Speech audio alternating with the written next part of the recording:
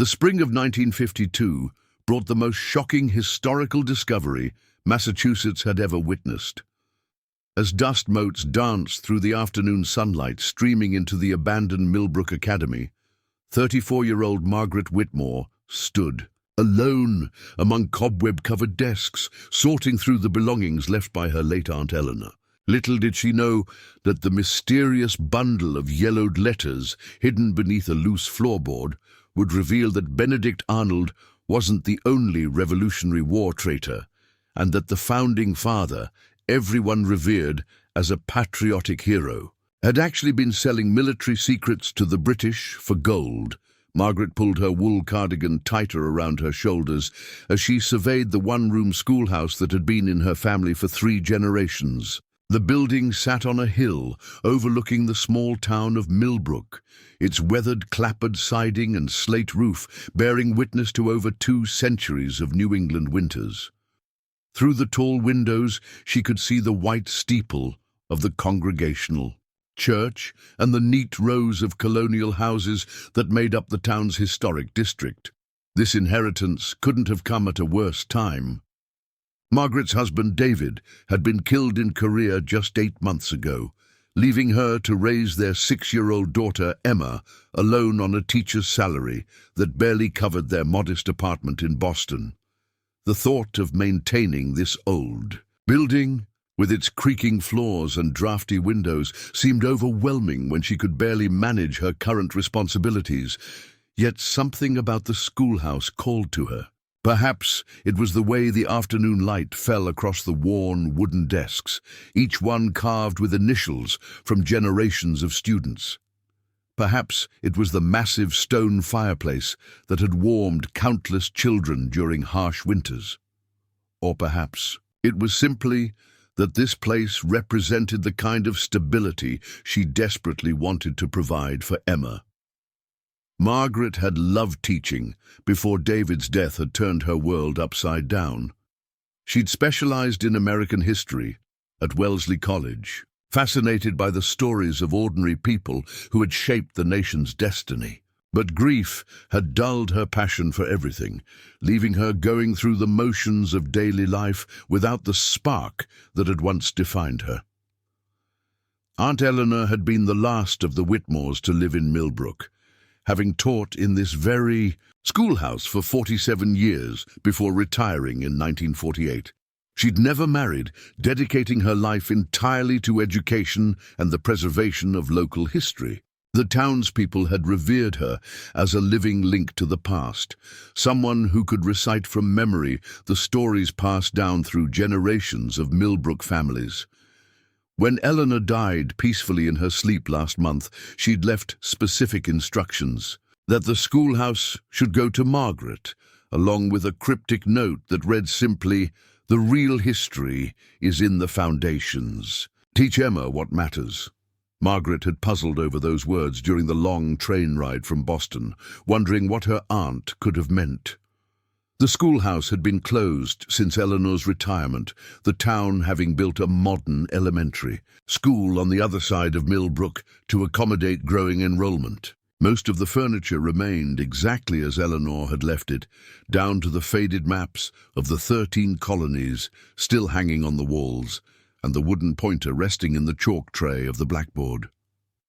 As Margaret moved between the desks, she could almost hear the echo of children's voices reciting their lessons. This room had educated the sons and daughters of farmers, merchants, and craftsmen for over 200 years. Revolutionary War veterans had sent their children here. Civil War soldiers had learned to read at these very desks. The weight of that history should have inspired her, but instead it felt like pressure she wasn't sure she could bear. The practical concerns were mounting in her mind as she took inventory of what needed repair. The roof showed signs of recent leaks, with water stains marking the ceiling in several places. The wooden floors were solid, but would need refinishing. The old cast-iron heating system hadn't been used in years and would require complete inspection. Before winter, every surface was covered with a layer of dust that spoke of months of neglect. Margaret found herself calculating costs she couldn't afford and time she didn't have. Her teaching position in Boston barely covered rent, food, and Emma's needs. Taking on the renovation of a historical building seemed not just impractical, but potentially ruinous. The sensible thing would be to sell the property to one of the Boston developers who had been eyeing Millbrook's colonial architecture for conversion into weekend retreats for wealthy city dwellers. But something held her back from that decision. Maybe it was Emma's excitement when Margaret had described the schoolhouse during their phone call last night. Her daughter had peppered her with questions about secret passages and hidden treasures, displaying the kind of enthusiasm Margaret hadn't seen since David's death. The possibility of giving Emma a childhood filled with history and mystery, rather than the cramped anonymity of city life, tugged at Margaret's heart despite her financial fears. The late afternoon sun was beginning to slant lower through the windows when Margaret noticed something odd about the floorboards near the teacher's desk. While most of the wide plank flooring was securely nailed down, one section seemed to have a slight gap around its edges. When she knelt to examine it more closely, she realized that several boards had been carefully cut and fitted back into place, almost invisible unless you knew what to look for. Her curiosity overcoming her caution, Margaret retrieved a letter opener from Eleanor's desk drawer and carefully pried up the loose section of flooring. Beneath it lay a small cavity lined with oiled cloth, clearly designed to protect whatever was stored inside from moisture and decay. Her heart began to race as she reached into the hiding place and felt something substantial wrapped in what appeared to be multiple layers of fabric. Before we continue with what Margaret discovered in that hidden compartment, tell us in the comments which historical mystery you think would be most shocking to uncover. And if this story of hidden Revolutionary War secrets intrigues you, make sure you're subscribed, because tomorrow we're sharing an even more incredible tale of buried Civil War gold that changed an entire town's fortune forever. Margaret's hands trembled as she carefully lifted the wrapped bundle from its hiding place beneath the floorboards. The oiled cloth had done its job well, protecting whatever lay inside from the dampness that had claimed so many historical documents in New England's humid climate. As she unwrapped layer after layer of protective fabric, the musty smell of aged paper filled her nostrils, mixed with something else she couldn't quite identify. Perhaps the lingering scent of the whale oil that had once lit this very schoolhouse. The bundle contained what appeared to be dozens of letters, each one folded and sealed with wax that had somehow remained intact after all these years. The paper was thick and cream-colored, the kind used by wealthy merchants and government officials in colonial times. Margaret's trained eye immediately recognized the formal script typical of 18th century correspondence, though she couldn't make out the specific words in the dim afternoon light filtering through the dusty windows. Her heart pounded with the realization that she might be holding genuine Revolutionary War-era documents. As a history teacher, she'd always dreamed of making a discovery like this, though she'd never imagined it would happen in her own family's property. The implications began racing through her mind. These letters could contain first-hand accounts of battles, political discussions, or personal stories that had never been recorded in official histories. Margaret carefully selected the top letter from the bundle, noting that the wax seal bore an elaborate crest she didn't immediately recognize. The paper crackled softly as she unfolded it, revealing several pages of text written in the flowing script of an educated person from the colonial period. She moved closer to the window, angling the letter to catch the fading daylight, and began to read. What she discovered in those first few lines made her sink into Eleanor's old wooden chair, her legs suddenly unsteady beneath her. This wasn't just any Revolutionary War correspondence. It appeared to be a letter discussing military intelligence, troop movements, and strategic information that would have been invaluable to enemy forces. The sender was someone with intimate knowledge of Continental Army plans, and the recipient was clearly identified as a British contact. The signature at the bottom of the letter made Margaret's blood run cold. It wasn't Benedict Arnold's name she saw there, but rather the familiar signature of someone she'd taught about countless times in her American history classes, a founding father whose portrait hung in classrooms across the nation, whose name graced monuments and street signs throughout New England, whose reputation as a patriotic hero had never been questioned by any serious historian. Margaret's hands shook as she reached for another letter, then another, each one confirming what the first had suggested. These documents appeared to chronicle an extensive spy network that had operated throughout the Revolutionary War, providing the British with detailed information about American military operations, supply lines, and strategic planning. The correspondence revealed not just individual acts of betrayal, but a systematic campaign of espionage that had apparently continued for years. As an American history teacher, Margaret understood the significance of what she was holding. If these letters were authentic, and the paper, ink, and writing style all suggested they were, they would fundamentally alter the accepted narrative of the Revolutionary War. They would expose treachery at the highest levels of the Continental Congress and reveal that some of the war's most celebrated victories had been achieved despite, not because of, the actions of certain founding fathers. The implications went far beyond mere historical revision. These letters could destroy reputations that had been carefully cultivated for over 2 centuries. They could call into question the integrity of the entire founding generation and potentially undermine Americans' faith in their national origins. Margaret realized she was holding documents that could literally rewrite history textbooks and force scholars to reconsider everything they thought they knew about the Revolution. But as she continued reading, other questions began to emerge. How had these letters ended up hidden beneath the floorboards of a Massachusetts schoolhouse? Who had possessed them originally, and why had they been concealed rather than revealed? Margaret's knowledge of local history told her that this building had been constructed in 1751, making it old enough to have existed during the Revolutionary War period. But the schoolhouse had been continuously occupied by teachers and students for generations. How could such explosive documents have remained hidden for so long? Margaret carefully rewrapped the letters and placed them back in their hiding spot, her mind racing with possibilities and implications. She needed time to think, to plan, to decide what to do with this discovery. These weren't just historical artifacts. They were potential dynamite that could explode across the American historical establishment. The wrong move could destroy not only the reputation of a founding father, but potentially her own career and credibility as well.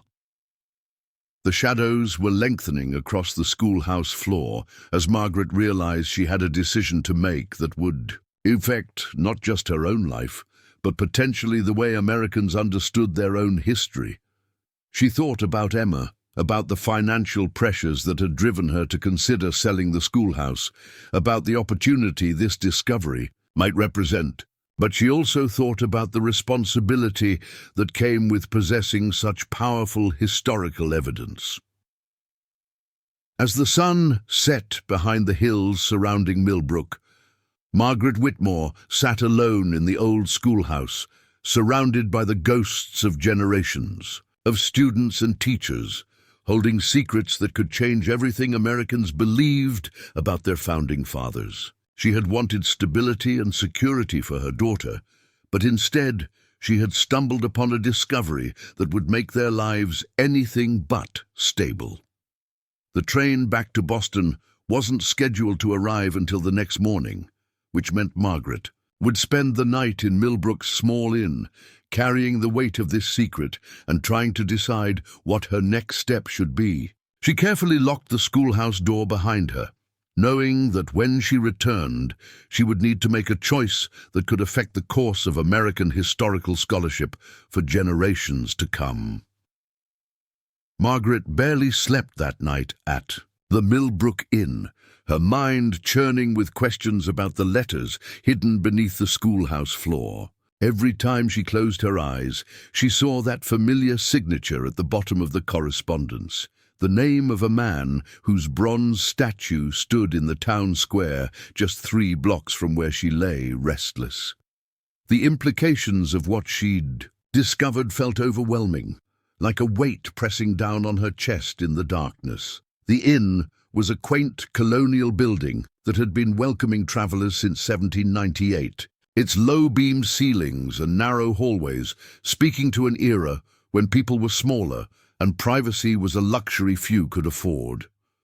Margaret's room overlooked Main Street, where gas lamps cast pools of yellow light on the cobblestones below. Through her window, she could see the silhouette of the schoolhouse on the hill, holding its secrets in the darkness. By dawn, Margaret had made her first decision. She couldn't return to Boston without learning more about the letters, but she also couldn't risk word of her discovery spreading before she understood what she was dealing with. She needed help from someone with expertise in Revolutionary War documents, someone who could authenticate what she'd found and help her understand the historical context. Margaret knew exactly who to call. Professor Edmund Hartwell had been her mentor at Wellesley College, a distinguished historian specializing in Revolutionary War intelligence networks. If anyone could help her navigate this discovery, it would be Edmund. She placed the call from the inn's lobby telephone, her hands trembling as she dialed the familiar number. Edmund's voice was warm but surprised when he heard from his former student. Margaret had kept in touch sporadically since graduation, but their correspondence had dwindled after David's death. She found herself struggling to explain her situation without revealing too much over the telephone, finally settling on a vague story about finding some old family documents that might have historical significance. To her relief, Edmund expressed immediate interest and agreed to drive up to Millbrook that afternoon. He'd always been fascinated by local history and the possibility of undiscovered Revolutionary War materials, especially in a town as old as Millbrook. Margaret spent the morning walking the streets of her ancestral town, trying to calm her nerves and prepare for what would surely be a momentous conversation. Millbrook in 1952 was a town caught between its colonial past and an uncertain future. The main street was lined with buildings dating back to the 1700s, their weathered clapboard siding and multi-paned windows speaking to generations of New England winters. But the signs of change were everywhere. Modern automobiles parked alongside, horse-drawn carts, telephone wires strung between colonial lampposts, and new ranch-style houses being built on the outskirts of town to accommodate families moving out from Boston. Margaret found herself paying attention to details she'd never noticed during childhood visits to Aunt Eleanor. The bronze plaque on the town hall commemorating Millbrook's Revolutionary War heroes. The Historical Society's small museum, housed in a building that had once served as a tavern where Continental soldiers had supposedly planned strategy. The cemetery behind the Congregational Church, where weathered headstones marked the graves of men who had fought at Lexington and Concord. Everything in Millbrook seemed connected to the Revolutionary War period, which made the discovery of the letters even more significant. This wasn't just any colonial town, it was a place where real history had been made, where the founding fathers had walked and worked and made decisions that shaped the nation. The thought that some of those decisions might have been treacherous rather than heroic made Margaret's stomach turn. Edmund arrived at the inn just as the afternoon shadows were beginning to lengthen. He was a tall, scholarly man in his 60s, with silver hair and the kind of wire-rimmed glasses that seemed permanently perched on his nose. Margaret had always found his presence reassuring, his vast knowledge of American history matched by a gentle manner that put students at ease even when discussing complex topics. They walked together to the schoolhouse, Margaret's key turning easily in the old lock. The afternoon light streaming through the tall windows created the same magical atmosphere she'd experienced the day before. But now the weight of her secret made everything feel different. Edmund examined the building with obvious appreciation, running his hands along the worn wooden desks and commenting on the craftsmanship of the wide plank floors. Margaret led him to the teacher's desk and knelt beside the loose floorboards, her heart racing as she prepared to reveal her discovery. Edmund watched with growing interest as she pried up the boards and reached into the hidden compartment. When she withdrew the bundle of letters, his eyes widened with the unmistakable excitement of a historian who recognizes something significant. They spread the letters carefully across the teacher's desk, Edmund handling them with the reverence of someone who had spent decades working with fragile historical documents. Margaret watched his face as he began to read, noting the way his expression shifted from curiosity to surprise to something approaching shock. When he looked up at her after examining the first several letters, his face was pale. "These appear to be authentic Revolutionary War correspondence," he said quietly, his voice barely above a whisper. "The paper, the ink, the handwriting style, everything suggests they're genuine 18th century documents. But Margaret, if these letters say what I think they say, we're looking at one of the most significant historical discoveries of the 20th century." Edmund's hands trembled slightly as he continued examining the correspondence, his scholarly excitement warring with obvious concern about the implications. He recognized the same signature that had shocked Margaret, and she could see him struggling to reconcile what he was reading with everything he'd taught about the Revolutionary War for the past 40 years. The sun was setting by the time Edmund finished his preliminary examination of the letters. He looked at Margaret with a mixture of awe and apprehension, clearly understanding that they were standing at a crossroads that would determine not just their own futures, but potentially the way Americans understood their national origins. The schoolhouse around them seemed to hold its breath, waiting for their decision about what to do with secrets that had been hidden for nearly 2 centuries. Margaret realized that her quiet life as a widowed teacher in Boston was about to become far more complicated than she'd ever imagined. The financial pressures that had brought her to Millbrook seemed insignificant compared to the weight of historical truth she now carried. Whatever happened next would change everything, not just for her and Emma, but potentially for the entire nation. The next 3 weeks passed in a blur of careful research and mounting tension as Margaret and Edmund worked to authenticate the letters while keeping their discovery secret. They established a routine of meeting at the schoolhouse every few days, always after dark, to avoid drawing attention from the townspeople who were beginning to notice Margaret's frequent trips to Millbrook. Each session revealed new layers of complexity in what they were dealing with, and each revelation made their situation more precarious. Edmund had brought specialized equipment from his laboratory at Wellesley College, including a portable microscope and chemical testing materials that could help determine the age and composition of the paper and ink. Working by lamplight in the old schoolhouse, they conducted careful analysis of each document, photographing the letters with Edmund's expensive camera and creating detailed transcriptions of every word. The technical evidence consistently supported what their eyes had told them from the beginning. These were genuine 18th century documents, but authentication was only part of their challenge.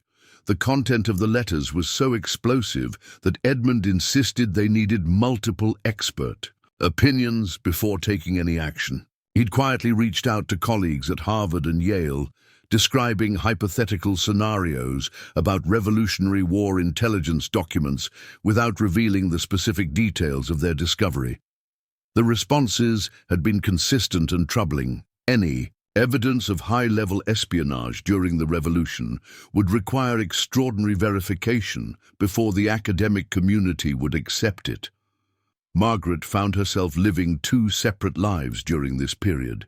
In Boston, she continued teaching her American history classes, standing before her students and reciting the familiar stories of Revolutionary War heroes, while knowing that at least one of those stories was built on a foundation of lies. She watched her sixth graders' faces light up when she described the brave actions of the Founding Fathers, their innocent faith in the goodness of America's origins making her stomach twist with the weight of what she knew. Emma had begun asking questions about why her mother seemed so distracted and why they were making so many trips to Millbrook. Margaret struggled to find explanations that wouldn't worry her daughter while also not revealing the truth about their discovery. She told Emma they were researching the family history and considering whether to keep the schoolhouse, which was technically accurate, but felt like a betrayal of the trust between them.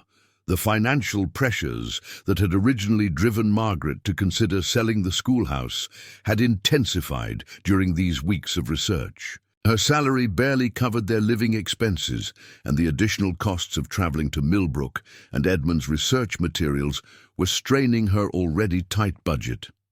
She'd received 2 more calls from Boston developers interested in purchasing the property, their offers increasing each time as word spread about the charming colonial schoolhouse that might soon be available.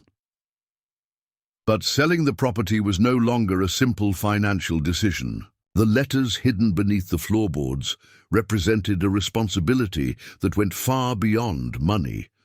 Margaret had begun to understand that whoever controlled these documents would have enormous power to shape how Americans understood their history. The wrong person could use them for personal gain, political manipulation, or historical sensationalism that would do more harm than good. Edmund had become increasingly worried about security as their research progressed. He'd started varying his routes to Millbrook and checking to make sure he wasn't being followed, paranoid behavior that initially seemed excessive to Margaret but gradually began to make sense. If word of their discovery leaked before they were ready, they could lose control of the situation entirely. Other historians might try to claim credit for the find. Government officials might attempt to suppress the documents, or journalists might sensationalize the story in ways that would distort its historical significance. The letters themselves painted a picture of espionage that was far more sophisticated than anything Margaret had learned about in her graduate studies. The correspondence revealed a network of informants that extended from the Continental Congress to the highest levels of military command, with information flowing to British intelligence officers through a carefully constructed chain of intermediaries. The scope of the betrayal was breathtaking. Tactical plans, supply schedules, troop movements, and strategic decisions had all been compromised. Most shocking was the revelation that several crucial American defeats during the war had been the direct result of this espionage network. Battles that historians had attributed to superior British tactics or American inexperience were actually the result of detailed intelligence provided by the spy ring. The correspondence included specific references to information that had led to the capture of American supply convoys, the failure of surprise attacks, and the devastating losses that had nearly ended the revolution in its early years. Edmund had begun creating a timeline that correlated the information in the letters with known historical events, and the pattern that emerged was deeply disturbing.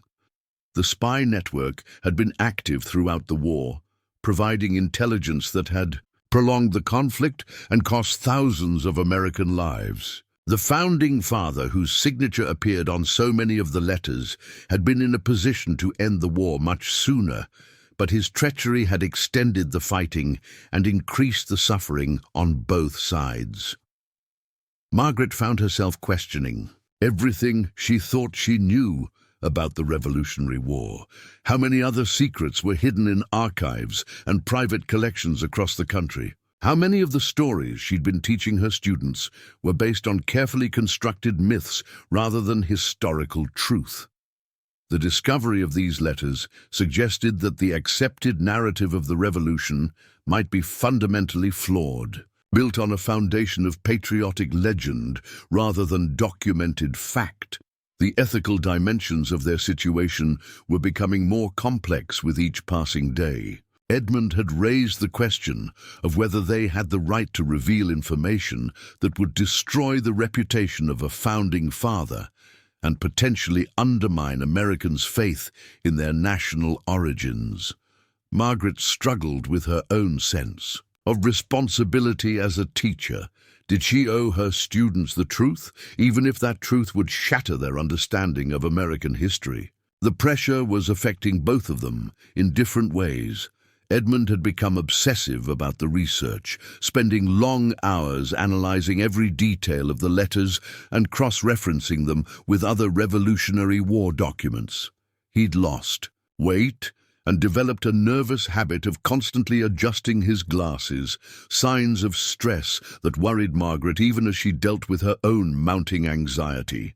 Margaret's sleep had become increasingly fitful, filled with dreams about angry crowds destroying monuments and burning history books.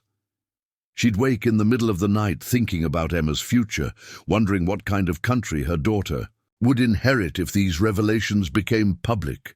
Would Americans be able to handle the truth about their founding fathers, or would the knowledge destroy something essential about the national character? The townspeople of Millbrook had begun to notice Margaret's frequent visits and were starting to ask questions. The innkeeper mentioned that she seemed to be conducting some kind of research project.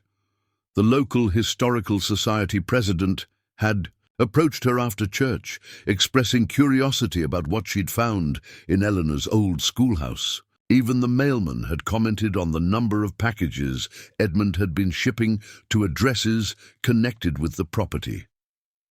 Margaret realized they were running out of time to maintain their secrecy.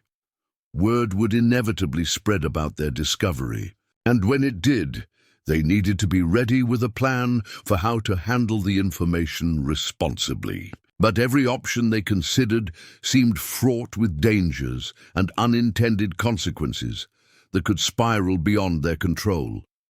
The weight of carrying such explosive historical information was taking its toll on both of them. They'd stumbled upon documents that could rewrite American history, but they were just two people, a widowed teacher and an aging professor, trying to figure out how to handle a discovery that was far beyond their ability to manage alone. The letters hidden beneath the schoolhouse floor represented a burden that was growing heavier with each passing day, and Margaret was beginning to wonder if some secrets were too dangerous to reveal. As March turned to April and the New England, spring began to awaken the dormant landscape around Millbrook. Margaret found herself facing a decision that would determine not just her own future, but potentially the way an entire nation understood its origins. The schoolhouse that had seemed like a simple inheritance problem just a few weeks earlier had become the center of a historical mystery that could change everything Americans believed about their founding fathers and the birth of their democracy. The crisis that would force Margaret's hand came on a rainy Tuesday morning in mid-April, when she arrived at the schoolhouse to find the front door standing slightly ajar. Her heart hammered against her ribs as she approached the building, noting that the lock showed no signs of forced entry, but remembering distinctly that she had secured it during her last visit 3 days earlier. The morning mist clung to the hillside around the schoolhouse, creating an atmosphere of menace that made every shadow seem threatening. Margaret pushed the door open cautiously, stepping into the familiar space that now felt violated and unsafe. Everything appeared normal at first glance. The desks remained in their orderly rows. Edmund's research materials were still neatly organized on the teacher's desk, and the afternoon light streaming through the tall windows created the same peaceful atmosphere she had come to associate with their clandestine meetings. But something felt wrong, a subtle disturbance in the air that made her skin crawl with apprehension. She moved carefully toward the loose floorboards where the letters were hidden, her footsteps echoing hollowly in the empty room. When she knelt and pried up the familiar boards, her worst fears were confirmed. The oiled cloth wrapping was still there, but it had been opened and hastily rewrapped, the careful folds she and Edmund had maintained replaced by crude attempts at concealment. Someone had found their hiding place and examined the letters. Margaret's hands shook as she unwrapped the bundle, counting the documents with growing panic. 3 letters were missing, not the most explosive ones, but significant enough to give an intruder a clear understanding of what they were dealing with. The missing correspondence included one letter that explicitly named British contacts and another that detailed specific military intelligence that had been passed along the spy network. Whoever had taken them now possessed enough evidence to understand the full scope of their discovery. The implications struck Margaret like a physical blow. Someone knew about the letters, someone who had been watching them carefully enough to know when the schoolhouse would be unoccupied. This wasn't a random break-in or vandalism, it was a targeted operation by someone who understood the value of what was hidden beneath the floorboards. The question was whether the intruder represented a threat to their safety or simply another party interested in controlling the historical information. Margaret rewrapped the remaining letters and restored the floorboards, her mind racing through possibilities about who might have discovered their secret. The townspeople of Millbrook had noticed her frequent visits, but none of them seemed likely to have the knowledge or motivation to steal Revolutionary War documents. Edmund's colleagues at various universities might have pieced together clues from his careful inquiries, but breaking into a rural schoolhouse seemed beneath their academic dignity. More troubling was the possibility that government agencies had somehow learned about their discovery. Margaret knew that federal authorities took a keen interest in historical documents that might affect national security or public confidence in American institutions. The letters they had found certainly qualified on both counts, and she had no doubt that powerful people would prefer to see such explosive information buried rather than revealed to the public. She drove back to Boston in a state of barely controlled panic, her hands gripping the steering wheel so tightly that her knuckles turned white.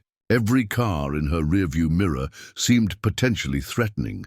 Every unexpected sound made her jump with nervous energy.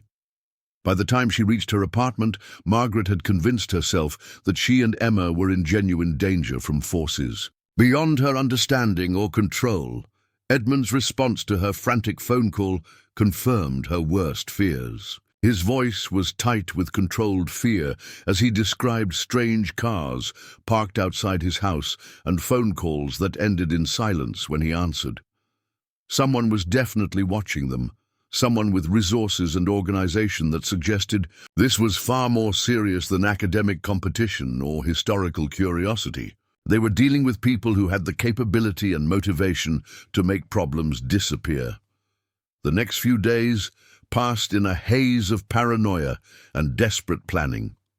Margaret found herself constantly checking over her shoulder, varying her routes to work and making excuses to keep Emma close rather than allowing her normal after-school activities. She couldn't shake the feeling that they were being observed, that invisible watchers were cataloguing their every movement and waiting for the right moment to act.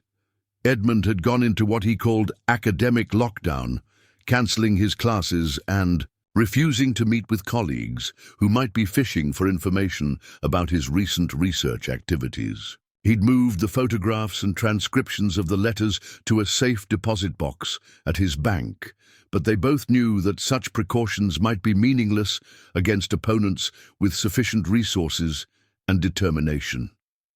The stolen letters created a new dynamic that neither Margaret nor Edmund felt prepared to handle. Someone else now possessed evidence of their discovery, someone who could potentially reveal the information on their own timeline and for their own purposes. The careful, methodical approach they had been taking was no longer viable. They were being forced into a race against unknown opponents who held significant advantages. Margaret's teaching suffered as she struggled to concentrate on her normal responsibilities while carrying the weight of their crisis. Her students noticed her distraction, asking if she was feeling well and commenting on her obvious nervousness during class. She found herself unable to discuss Revolutionary War history without thinking about the lies she was perpetuating, the comfortable myths that would be shattered if the truth about the letters ever became public. Emma had begun asking more pointed questions about their frequent trips to Millbrook and her mother's obvious anxiety. Margaret's attempts to maintain normalcy were becoming increasingly strained, especially when she had to explain why they were no longer visiting the schoolhouse and why she seemed so jumpy whenever the phone rang or someone knocked at their door. The financial pressures that had originally brought Margaret to Millbrook now seemed insignificant compared to the larger crisis they were facing. The developers who had been calling about purchasing the schoolhouse represented both an opportunity and a potential threat. Selling the property might remove them from the situation, but it could also place the letters in the hands of people who would exploit them for profit rather than historical accuracy. Edmund had begun reaching out to trusted contacts in the intelligence community, former military historians who might have insight into how government agencies would handle such sensitive historical information. The responses he received were uniformly troubling. Documents that could undermine public confidence in American institutions would likely be classified and suppressed rather than revealed, regardless of their historical significance. The academic world that had seemed like Margaret's natural refuge was proving to be just as dangerous as any other arena. Edmund's careful inquiries had apparently triggered attention from people who monitored such things, turning their scholarly research into a matter of national security. The letters that had once represented exciting historical discovery were now a liability that threatened to destroy their careers and potentially their lives. Margaret found herself waking up in the middle of the night, staring at the ceiling and trying to figure out how a simple inheritance had turned into such a nightmare. The schoolhouse that had represented stability and continuity for her family had become the source of chaos and danger. The founding fathers she had revered and taught about had become complicated figures whose legacy was built on lies and betrayal. The missing letters created urgency that made careful planning impossible. Margaret and Edmund were no longer in control of their timeline. Someone else would decide when and how the information became public, and their only choice was whether to try to get ahead of that revelation or simply wait for the consequences to unfold around them. As April moved toward May and the spring weather warmed the New England countryside, Margaret realized that the comfortable life she had known was over forever. Whether they decided to reveal the letters publicly or continue trying to keep them secret, the discovery had already changed everything about their situation. The schoolhouse on the hill in Millbrook contained secrets that powerful people would kill to protect, and Margaret and Edmund were standing directly in the crossfire of forces they had never imagined when they first opened that bundle of yellowed letters hidden beneath the floorboards. The weight of American history was pressing down on them, demanding choices that would affect not just their own futures, but the way an entire nation understood its origins. The time for careful academic research and methodical authentication was over. Now they had to decide whether truth was worth the personal cost of revealing it, even when that truth might destroy everything Americans believed about their founding fathers and the birth of their democracy. The decision that would alter the course of Margaret's life came during a tense meeting with Edmund at a small diner 20 miles outside of Boston, chosen specifically because neither of them had ever been there before, and it was unlikely they would encounter anyone who knew them. The late May afternoon was warm and humid, typical for New England spring weather, but Margaret felt cold as she sat across from her former professor in a cracked vinyl booth, staring at the choice that would define everything that followed. Edmund's appearance shocked her. In the week since the break-in at the schoolhouse, he had aged dramatically, his silver hair now completely white and his hands trembling as he reached for his coffee cup. The strain of carrying their secret while being watched by unknown forces had taken a visible toll on the distinguished academic who had once commanded lecture halls with authority and confidence. Dark circles shadowed his eyes, and his usually immaculate appearance had given way to wrinkled clothes and an uncharacteristic stubble that spoke of sleepless nights and mounting desperation. The conversation began with Edmund's revelation that his contacts in the intelligence community had confirmed their worst fears. Government agencies were indeed aware of their discovery, though the exact extent of that knowledge remained unclear. Edmund had been approached by two men who claimed to represent the National Security Agency, though they had shown no official identification and had made their interest known through carefully veiled threats rather than direct statements.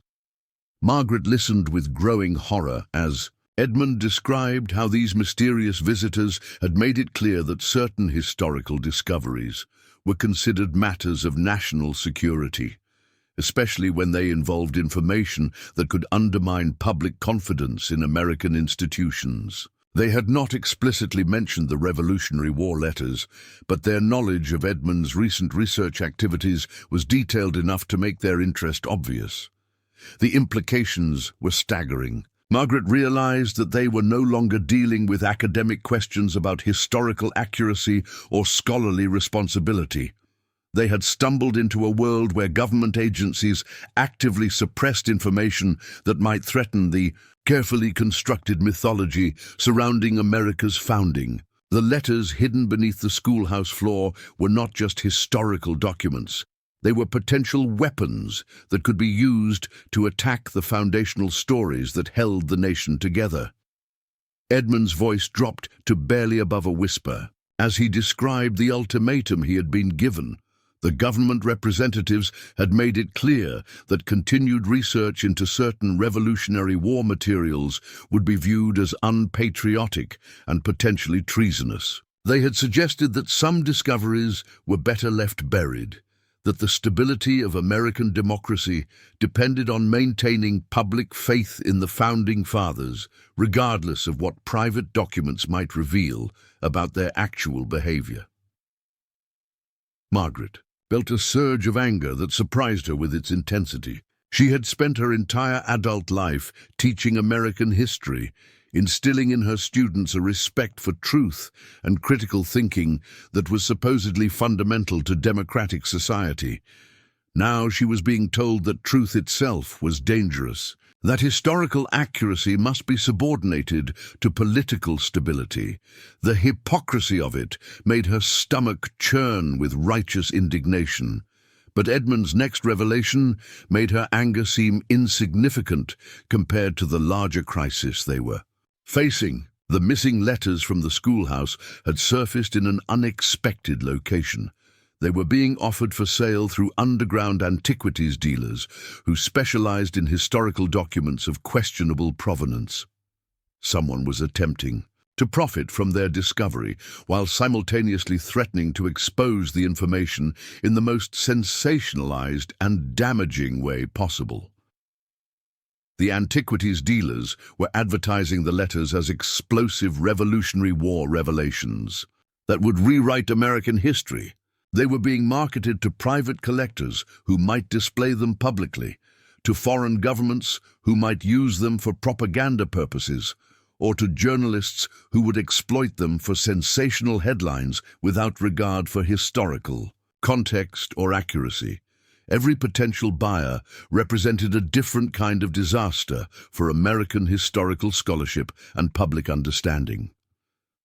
Margaret realized that their window for controlled revelation was closing rapidly. They could continue to cooperate with government efforts to suppress the information.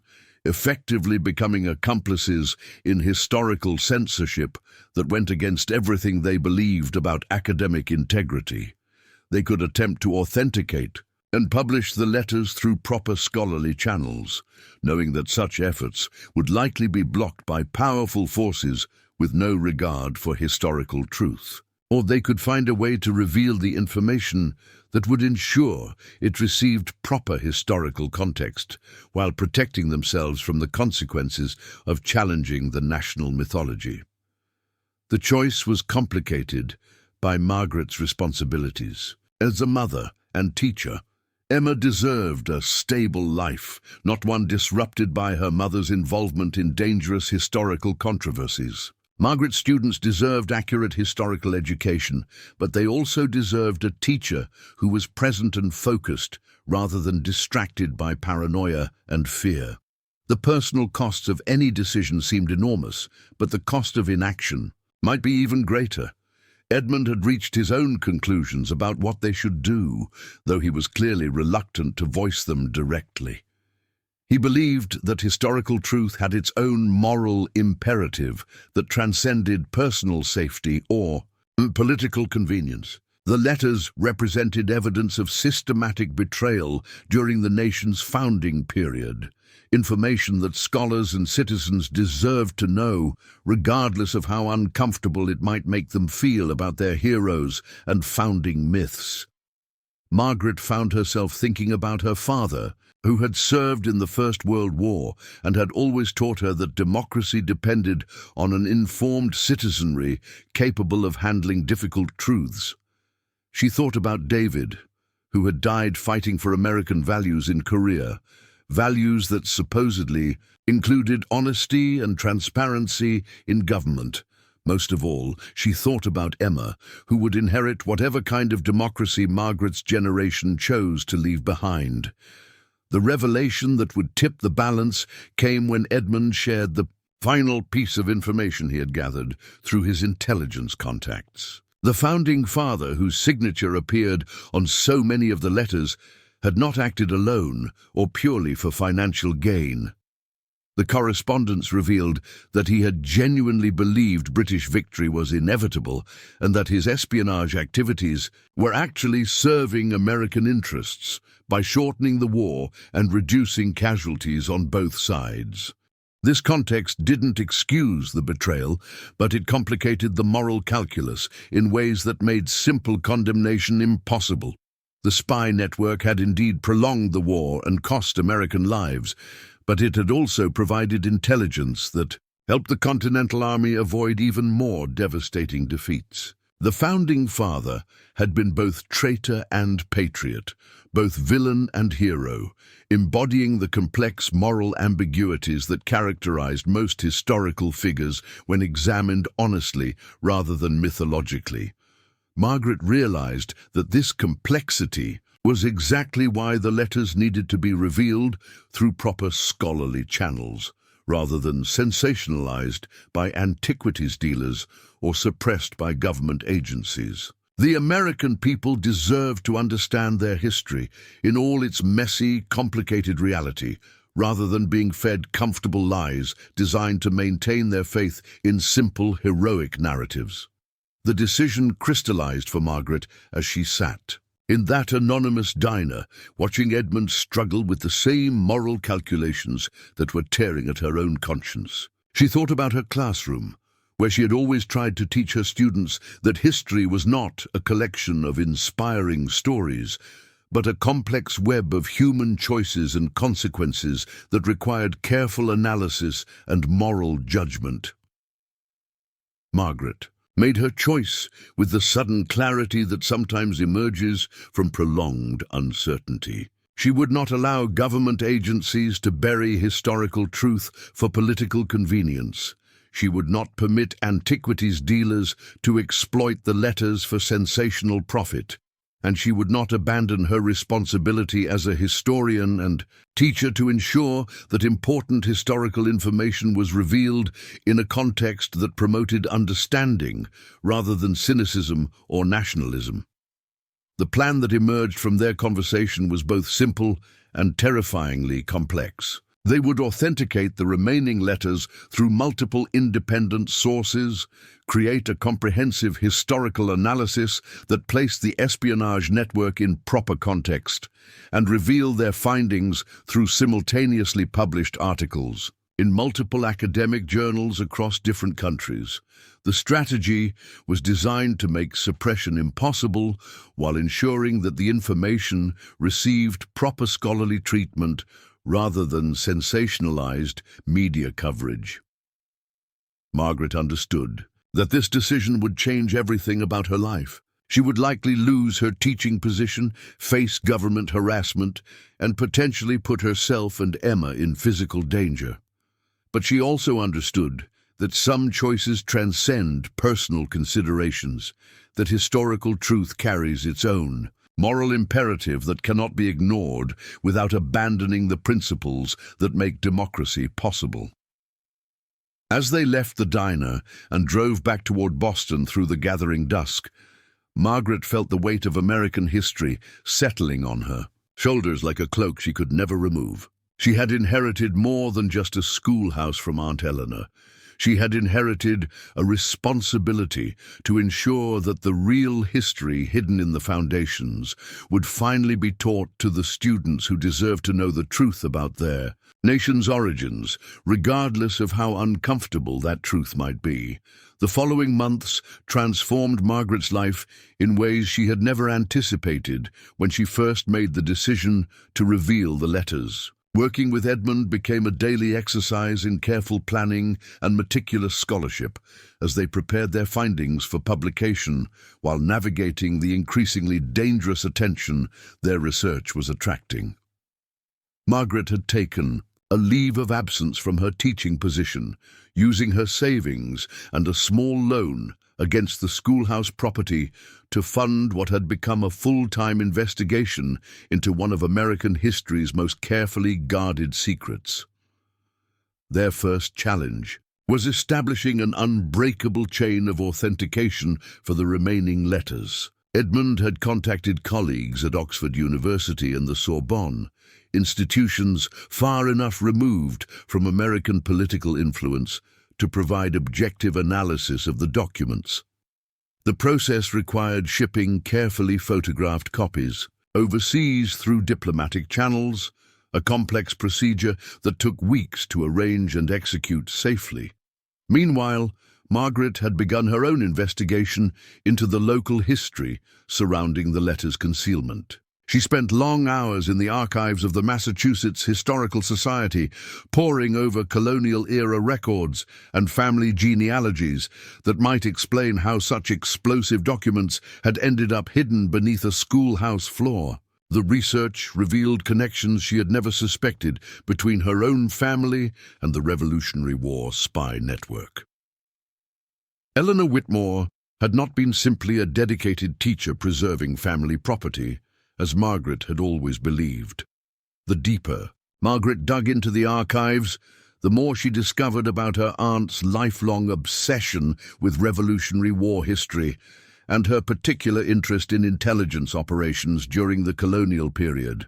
Eleanor had corresponded with historians across New England, always asking subtle questions about document discoveries and manuscript collections that might contain previously unknown materials from the war period. The breakthrough came when Margaret found Eleanor's private journals, stored in a trunk in the schoolhouse attic that she had previously overlooked. The journals revealed that Eleanor had known about the letters for decades, inheriting them from her own grandmother, along with strict instructions never to reveal their contents. The Whitmore family had been guardians of this dangerous secret for generations, each custodian understanding that the letters could destroy reputations and potentially undermine public faith in American institutions. Eleanor's journals provided crucial context for understanding not just the letters themselves, but the broader network of families and individuals who had been protecting similar secrets throughout New England. Margaret realized that their discovery was not unique. Other colonial families possessed documents that revealed uncomfortable truths about the founding period, creating an informal conspiracy of silence that had persisted for nearly 2 centuries. The years. Journals also explained why Eleanor had chosen to leave the schoolhouse to Margaret, rather than to other family members who lived closer to Millbrook. Eleanor had recognized in her great-niece the combination of historical training and moral courage that would be necessary to handle such explosive information responsibly. The cryptic note about the real history being in the foundations had been Eleanor's way of ensuring that the letters would eventually be discovered by someone capable of understanding their significance. As Margaret absorbed these revelations about her family's role in preserving historical secrets, she began to understand that her decision to reveal the letters was not just an academic choice, but a generational responsibility that had been building toward this moment for decades. Eleanor had spent her entire life protecting the documents while hoping that someday the nation would be ready to confront the complex truths they contained about its founding period. Edmund's work with international scholars was producing equally significant results. The authentication process had confirmed beyond any reasonable doubt that the letters were genuine Revolutionary War-era documents, written on period-appropriate paper with historically accurate ink formulations. Handwriting analysis had positively identified not just the primary correspondent, but several of the secondary figures mentioned in the espionage network. More importantly, Edmund's colleagues had begun uncovering similar documents in European archives, particularly in British intelligence files that had been declassified decades earlier but never thoroughly examined by American historians. The letters from the schoolhouse were part of a much larger collection of materials that painted a comprehensive picture of Revolutionary War espionage activities that had been systematically ignored by American scholars. Margaret and Edmund realized they were not just revealing the activities of one traitorous founding father, but exposing an entire hidden dimension of Revolutionary War history that had been deliberately obscured by generations of patriotic historians who preferred comfortable myths to complicated truths. The espionage networks had been far more extensive and sophisticated than anyone had previously understood, involving not just individual traitors, but systematic intelligence operations that had shaped the entire course of the conflict. The scope of their discovery was both exhilarating and terrifying. Margaret found herself working 18-hour days, driven by the excitement of uncovering historical truth, while simultaneously looking over her shoulder for signs that the government, agencies Edmund had warned her about, were closing in on their activities. She had moved Emma to stay with David's parents in Vermont, ostensibly for an extended summer visit, but actually to ensure her daughter's safety, while Margaret navigated the dangerous waters of historical revelation. The separation from Emma was harder than Margaret had anticipated. Phone calls became exercises in careful deception as she tried to maintain the fiction that she was simply conducting routine historical research while actually preparing to publish findings that would challenge fundamental assumptions about American history. Emma's innocent questions about when she could return home and whether they would keep the schoolhouse made Margaret's heart ache with the weight of choices that were affecting not just her own life, but her daughter's future. Edmund had begun receiving more direct pressure from the mysterious government representatives who had initially approached him with veiled threats. They had graduated from subtle suggestions to explicit warnings about the consequences of publishing materials that could damage national security. Edmund's house had been burglarized twice, though nothing of obvious value had been taken, suggesting that the break-ins were intended as psychological intimidation rather than theft. Margaret's own apartment had experienced similar mysterious visits. with small items moved just enough to make it clear that someone had been inside while maintaining plausible deniability about the intrusions. The message was unmistakable. They were being watched, and those doing the watching wanted them to know it. The psychological pressure was intense, designed to make them question whether historical truth was worth the personal risks they were accepting. But the intimidation tactics had an unexpected effect on Margaret's resolve. Instead of frightening her into abandoning the project, the government pressure convinced her that the letters contained information powerful enough to threaten entrenched interests that had been controlling historical narratives for their own purposes. If the documents were not genuinely explosive, why would anyone go to such lengths to prevent their publication? The turning point came when Margaret received a visit from a representative of the Daughters of the American Revolution, an organization that had enormous influence over how Revolutionary War history was presented to the public. The woman who appeared at Margaret's apartment was elegantly dressed and impeccably polite, but her message was unambiguous. Certain historical materials were better left unpublished because they could damage the reputation of patriotic organizations and undermine public support for American values. Margaret realized that she was facing not just government censorship, but a broader conspiracy of historical suppression that involved multiple organizations with vested interests in maintaining comfortable myths about the founding period. The Daughters of the American Revolution, historical societies, patriotic organizations, and government agencies were all working together to ensure that inconvenient truths remained buried beneath layers of national mythology. The conversation with the DAR representative crystallized Margaret's understanding of what she was really fighting against. This was not just about one traitorous founding father or even one espionage network. It was about the right of American citizens to know the truth about their history, regardless of how that truth might complicate their understanding of national identity. The forces arrayed against her were defending not just specific historical figures, but an entire system of patriotic indoctrination that depended on suppressing historical complexity in favor of inspiring mythology. Margaret's response was to accelerate their publication timeline and expand the scope of their revelations. Working with Edmund and their international colleagues, she began preparing not just an academic paper about the letters, but a comprehensive exposé of the historical suppression that had kept such materials hidden for generations. They would reveal not just the espionage network, but the modern conspiracy to conceal it.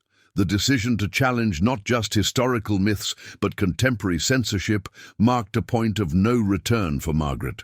She understood that she was no longer simply a historian seeking to correct the record, but a whistleblower threatening powerful interests that had been controlling American historical narratives for decades. The personal risks were escalating beyond academic controversy to potential criminal charges, professional destruction, and even physical danger.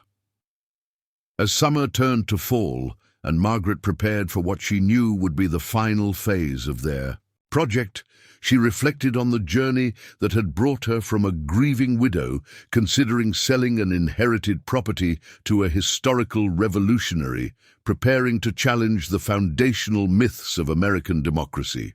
The schoolhouse that had once represented financial burden had become the launching point for a crusade that would either vindicate her faith in historical truth or destroy everything she had worked to build for herself and Emma. The letters, hidden beneath those floorboards, had awakened something in Margaret that she had not known existed, a willingness to sacrifice personal security for principles that transcended individual comfort or safety. She was no longer just Margaret Whitmore, widowed teacher and struggling single mother, but a guardian of historical truth whose actions would determine whether future generations would inherit honest history or comfortable lies about their nations. Origins. The forces arrayed against Margaret's planned revelation mobilized with a speed and coordination that demonstrated just how seriously powerful interests took the threat of historical truth. The first sign that their enemies had escalated their efforts came when Edmund's university position was suddenly terminated under mysterious circumstances involving allegations of research misconduct that had never been raised during his 40-year career. The charges were vague and unprovable, but they effectively destroyed his credibility and access to academic resources just weeks before their planned publication. Margaret watched in horror as her mentor's reputation was systematically dismantled by accusations that seemed designed more to discredit him personally than to address any legitimate concerns about his scholarship. Professional journals that had previously welcomed Edmund's work suddenly found reasons to reject his submissions. Conference organizers who had invited him to speak withdrew their invitations, citing scheduling conflicts that coincidentally affected only his presentations. The academic community that had once respected his expertise began treating him as a pariah whose association could damage their own careers. The attack on Edmund was clearly intended as a warning to Margaret about what would happen if she continued with their project. The message was unmistakable. If a distinguished professor with tenure and decades of scholarly achievement could be destroyed so easily, a widowed teacher with no institutional protection would face even worse consequences. The systematic nature of Edmund's professional assassination demonstrated that their opponents possessed influence throughout the academic establishment and were willing to use it ruthlessly to protect their interests. But the campaign against Edmund proved to be a tactical mistake that strengthened Margaret's resolve rather than intimidating her into submission. Watching the deliberate destruction of her mentor's career convinced her that they were fighting against forces that would stop at nothing to suppress historical truth. If the letters contained information that justified such extreme measures, then the American people deserved to know what their government and academic institutions were working so hard to conceal. Margaret's own position became increasingly precarious as the pressure campaign expanded to target her directly. The Boston School District received anonymous complaints about her teaching methods, specifically her tendency to encourage students to question accepted historical narratives and think critically about source materials. The complaints were carefully crafted to sound like legitimate concerns from parents worried about their children's education, but Margaret recognized them as sophisticated character assassination designed to make her seem like a dangerous radical influencing young minds. The principal who had previously supported Margaret's innovative teaching methods suddenly began scheduling frequent classroom observations and nitpicking her lesson plans for minor infractions that had never been problems before. Margaret realized that her superiors were building a case for her dismissal, creating a paper trail of manufactured infractions that would provide legal cover for firing her when the time came to eliminate her as a threat. More disturbing were the personal attacks that began affecting her daily life in Boston. Margaret's landlord received anonymous tips about alleged lease violations in her apartment. Her bank account was frozen temporarily due to suspicious activity that turned out to be non-existent but required weeks to resolve. Her car was vandalized repeatedly, always in ways that could be dismissed as random mischief, but occurred with suspicious frequency and timing. The psychological warfare was clearly designed to make Margaret feel isolated and vulnerable, to demonstrate that her opponents could reach into every aspect of her life and cause problems whenever they chose. The message was that cooperation would make these difficulties disappear, while continued defiance would bring escalating harassment that could destroy her ability to provide for Emma or maintain any semblance of normal life. Emma's safety became Margaret's primary concern as the intimidation campaign intensified.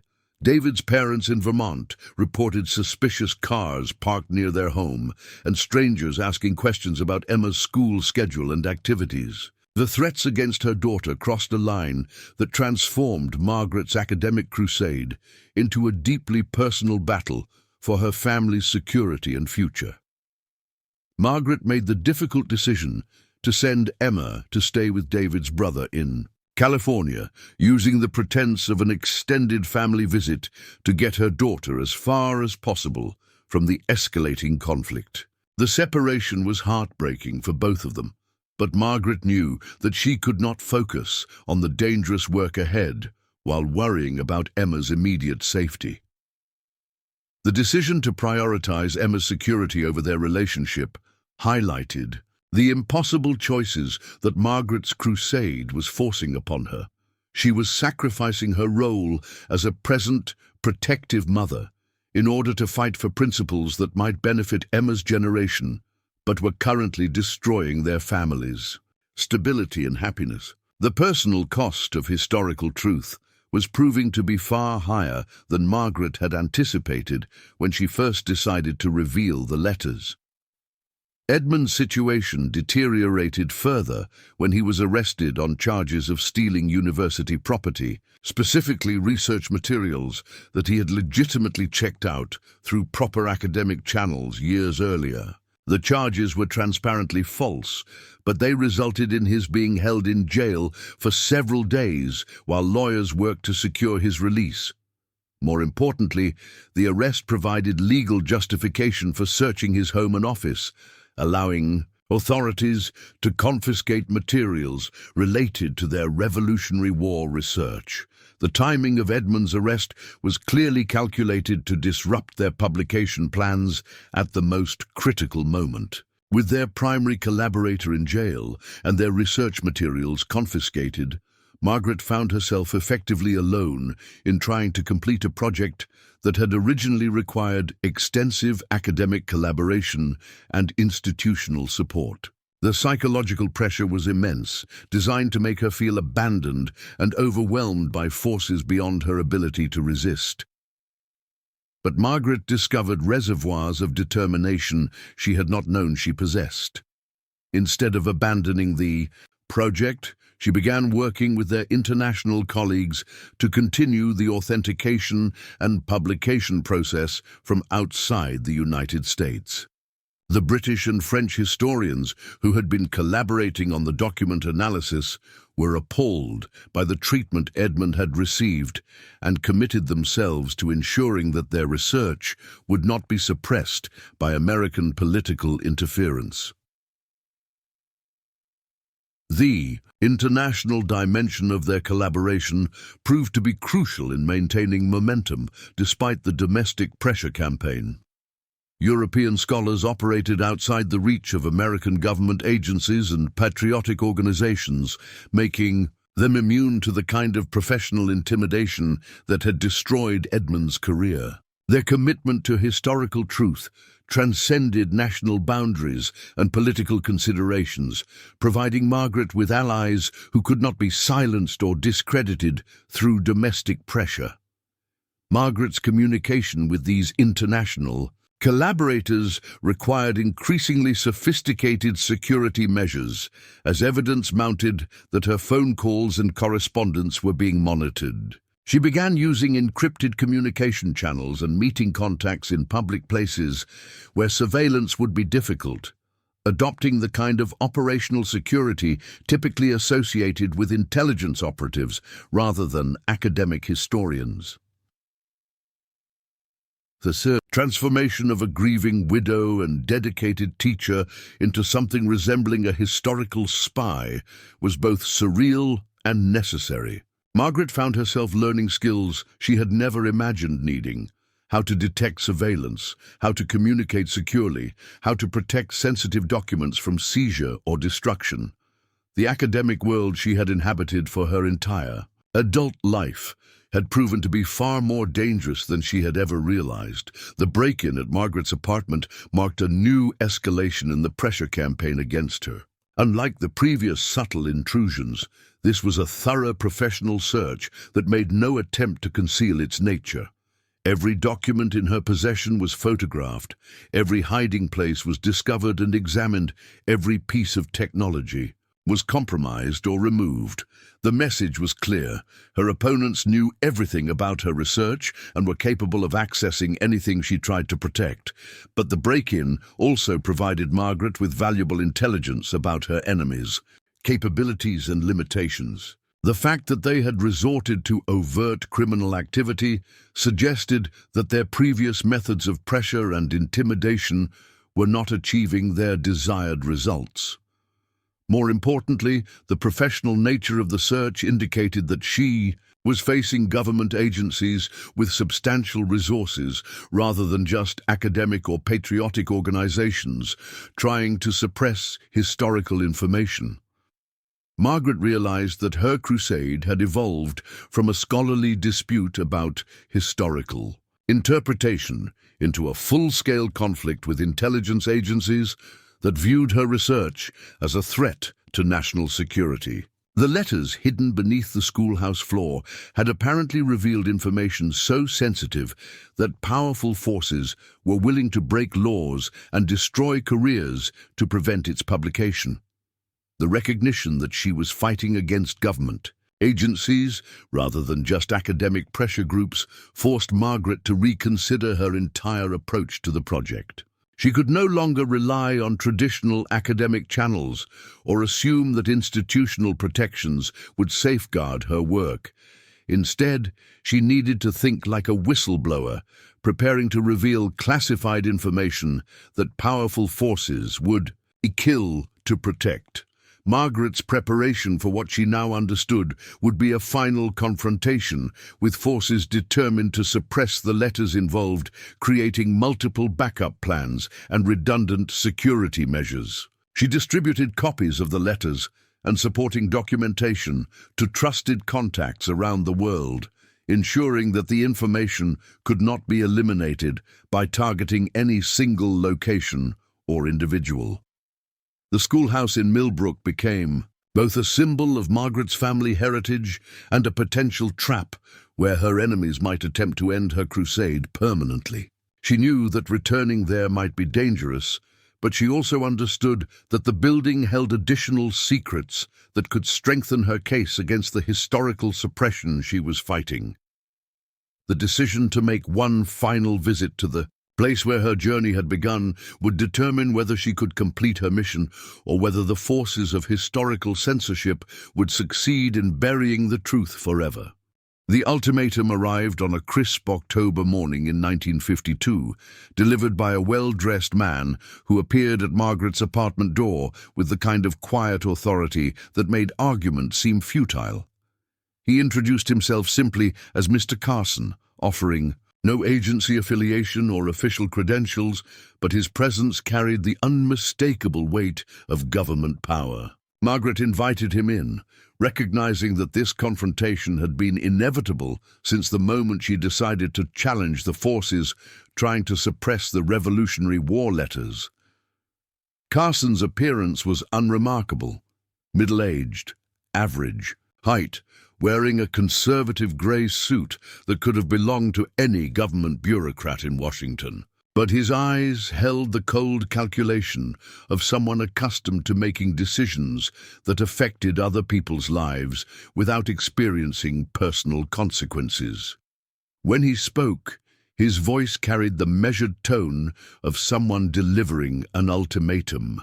Rather than opening a negotiation, the terms he presented were stark in their simplicity. Margaret could cease all research related to the Revolutionary War documents, turn over any remaining materials to government custody, and sign a comprehensive non-disclosure agreement that would prevent her from ever discussing her discoveries. In exchange, the harassment would stop. Edmund would be released from his legal troubles, and Margaret would be allowed to resume her teaching career without further interference. Her pension would be protected, Emma's safety would be guaranteed, and they would be free to live normal lives as long as they never spoke about what they had found. The alternative, Carson explained with clinical detachment, would be far less pleasant. Margaret's teaching license would be permanently revoked based on the misconduct allegations already being prepared. Criminal charges would be filed related to her alleged theft of historical documents from the Schoolhouse property.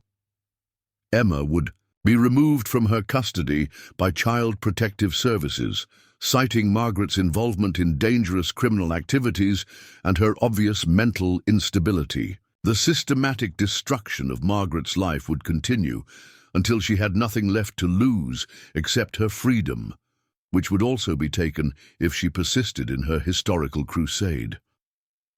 Margaret listened to the ultimatum with growing anger that she struggled to control. The casual way Carson described destroying her life and separating her from Emma revealed the depth of power behind the effort to suppress the letters. These were not empty threats. They were promises backed by institutional authority that could make Margaret disappear from normal society as effectively as if she had never existed. But Carson's certainty that his threats would intimidate Margaret into submission proved to be a fundamental miscalculation. Instead of frightening her into compliance, the ultimatum clarified exactly what she was fighting against and why her crusade mattered more than her personal security.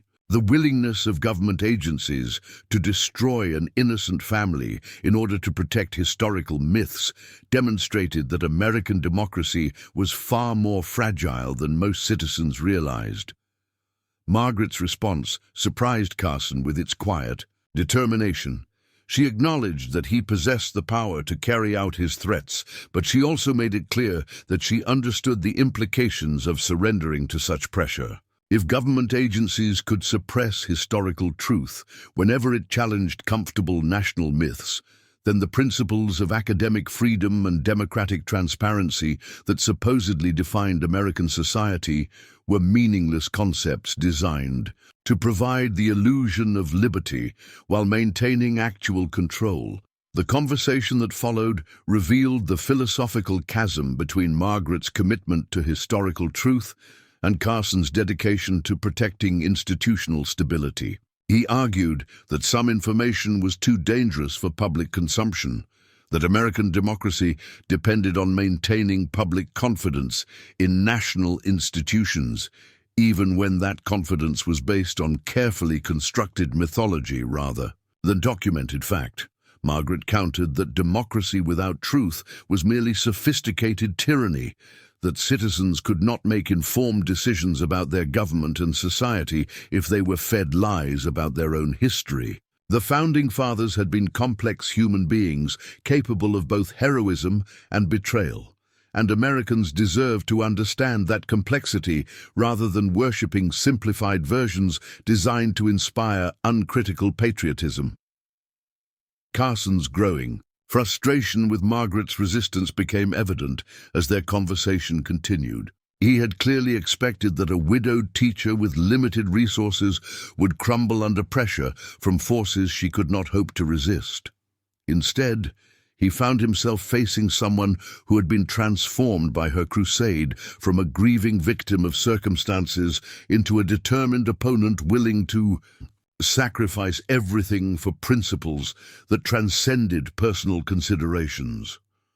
The turning point in their confrontation came when Carson made the mistake of revealing how extensively the government had been monitoring Margaret's activities. He mentioned details about her communications with international scholars, her research methods, and even her personal relationships that could only have been obtained through systematic surveillance. The casual way he displayed this knowledge was intended to demonstrate the futility of resistance, but it actually provided Margaret with crucial information about her enemy's capabilities and methods. Margaret realized that Carson's visit represented not just an ultimatum, but an admission of weakness.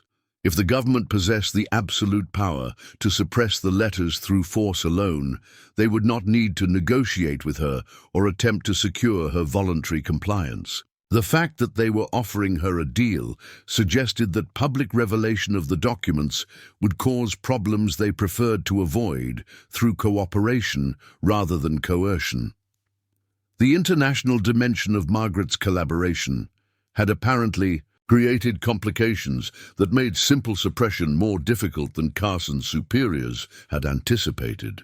European scholars operating outside American jurisdiction could not be silenced through domestic pressure, and their commitment to historical truth meant that the letters would eventually be published regardless of what happened to Margaret personally.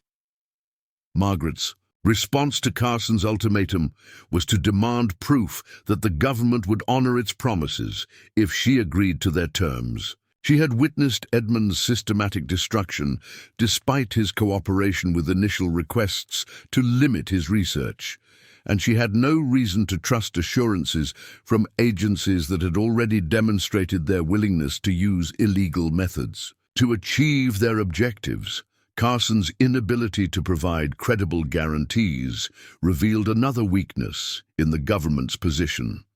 The agencies he represented operated through intimidation and coercion rather than legal authority, making them dependent on their target's willingness to be intimidated. When someone refused to be frightened into compliance, their actual power was far more limited than their threats suggested.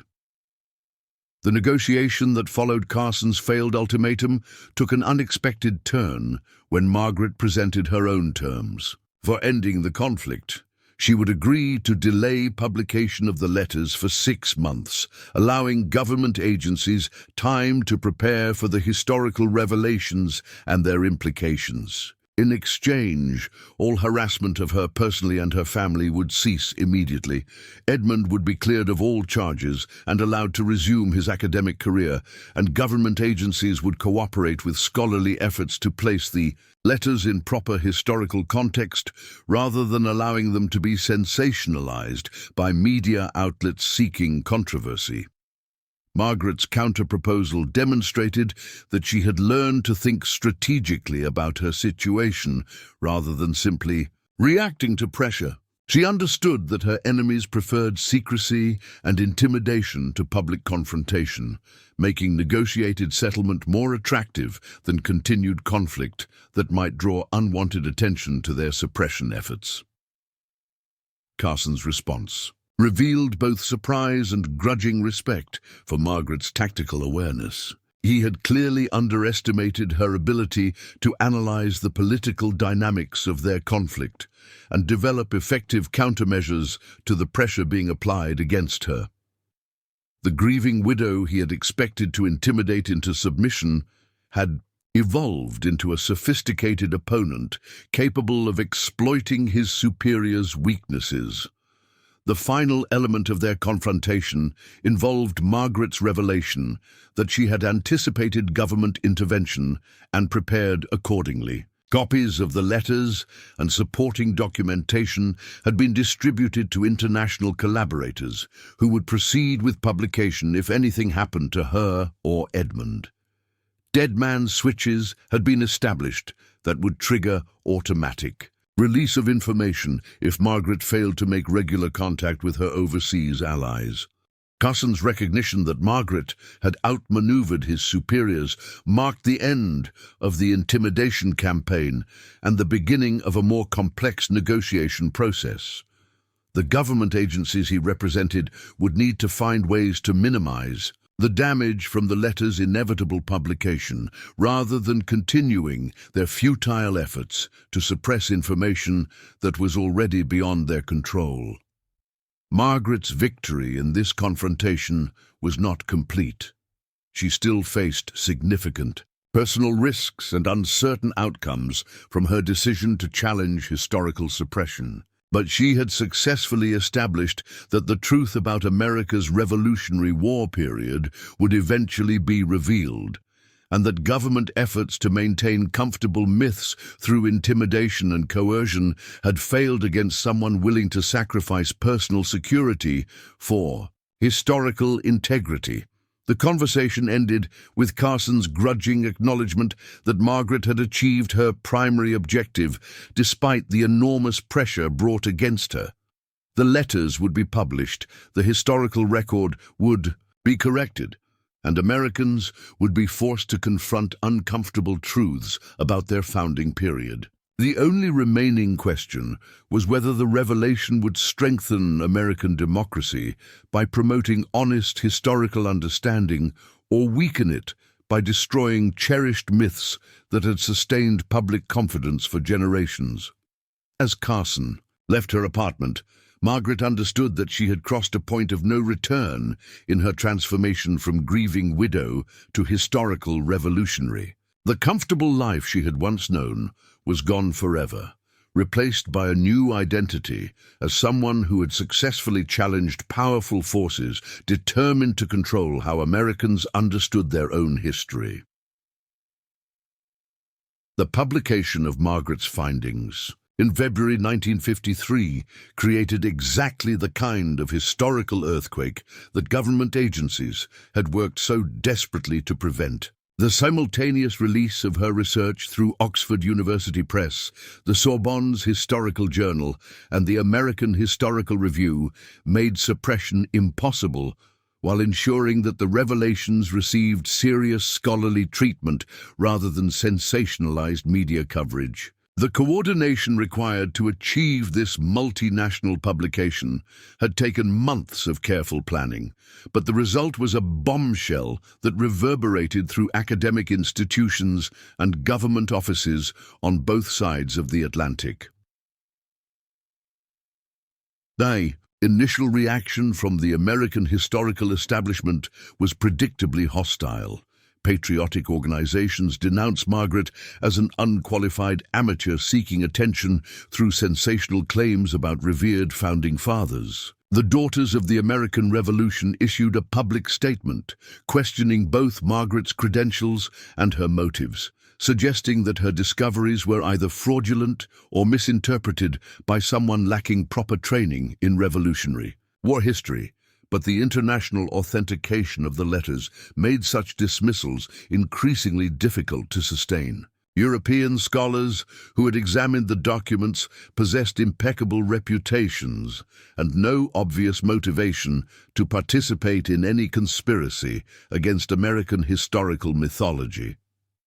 Their unanimous confirmation that the letters were genuine revolutionary war correspondence forced even skeptical American historians to acknowledge that Margaret had uncovered legitimate historical evidence rather than elaborate forgeries. The founding father, whose treachery the letters revealed, had been such a central figure in Revolutionary War mythology that questioning his loyalty seemed almost treasonous to many Americans.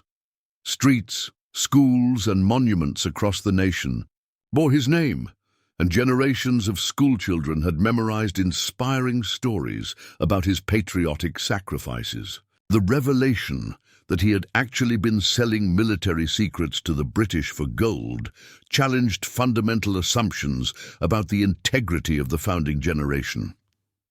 Margaret watched the initial controversy unfold from the relative safety of a small apartment in Cambridge, England, where she had relocated with Emma after completing her negotiations with government agencies. The 6-month delay she had agreed to had provided time for international scholars to prepare comprehensive analysis that placed the letters in proper historical context, preventing the kind of sensationalized coverage that could have damaged their credibility and impact.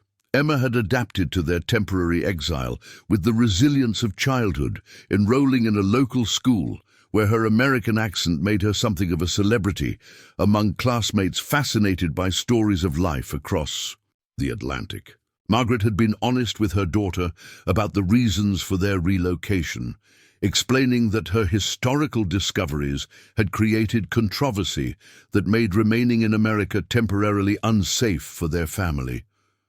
The decision to leave the United States had been painful but necessary.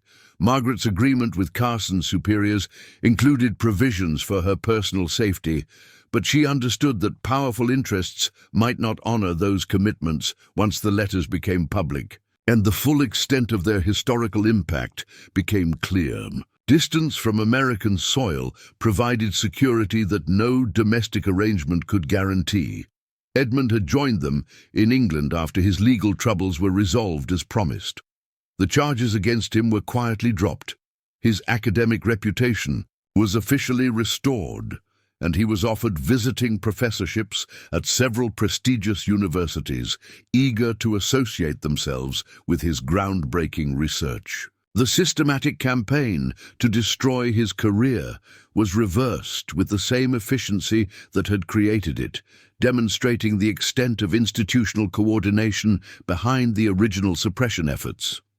The collaboration between Margaret and Edmund in their English exile deepened their professional relationship while revealing new dimensions of the historical conspiracy they had uncovered. Access to British intelligence archives that had been closed to American researchers provided additional context for understanding the Revolutionary War spy network and its long-term implications for American history.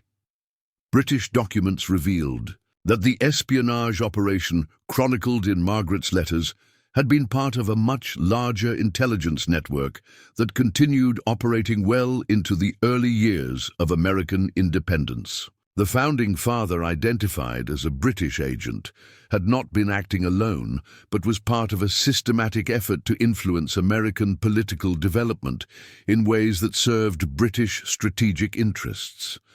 More disturbing was the discovery that knowledge of this espionage network had been deliberately suppressed by both British and American governments for reasons of diplomatic convenience. Revealing the extent of British penetration of early American institutions would have complicated the special relationship that developed between the two nations during the 20th century, making historical truth subordinate to contemporary political considerations. Margaret's research expanded beyond the original letters to examine the broader patterns of historical suppression that had kept such information hidden for generations. She discovered that archives on both sides of the Atlantic contained materials that would fundamentally alter understanding of the Revolutionary War period. But access to these documents was restricted through classification systems that prioritized political convenience over scholarly inquiry. The international attention generated by Margaret's discoveries began attracting other historians who possessed similar materials but had been intimidated into silence by institutional pressure. Letters began arriving from scholars around the world, describing their own encounters with documents that challenged accepted historical narratives but had been suppressed through various forms of academic and political coercion. Margaret realized that her victory over the forces trying to suppress the Revolutionary War letters had implications far beyond correcting the historical record about one founding father's treachery. She had demonstrated that determined individuals could successfully challenge institutional control over historical information, potentially inspiring others to reveal uncomfortable truths that had been buried for political reasons. The response, from ordinary Americans to Margaret's revelations, proved to be more complex and nuanced than either supporters or critics had anticipated. While patriotic organizations denounced her findings and some citizens expressed anger about attacks on revered historical figures, many Americans expressed appreciation for finally learning the truth about their nation's origins, regardless of how complicated that truth might be. Letters from teachers across the United States thanked Margaret for providing more realistic and sophisticated understanding of the Revolutionary War period that would help their students appreciate the moral complexity of historical decision-making. Parents wrote expressing gratitude that their children would learn honest history rather than simplified mythology that failed to prepare them for the ethical challenges of democratic citizenship.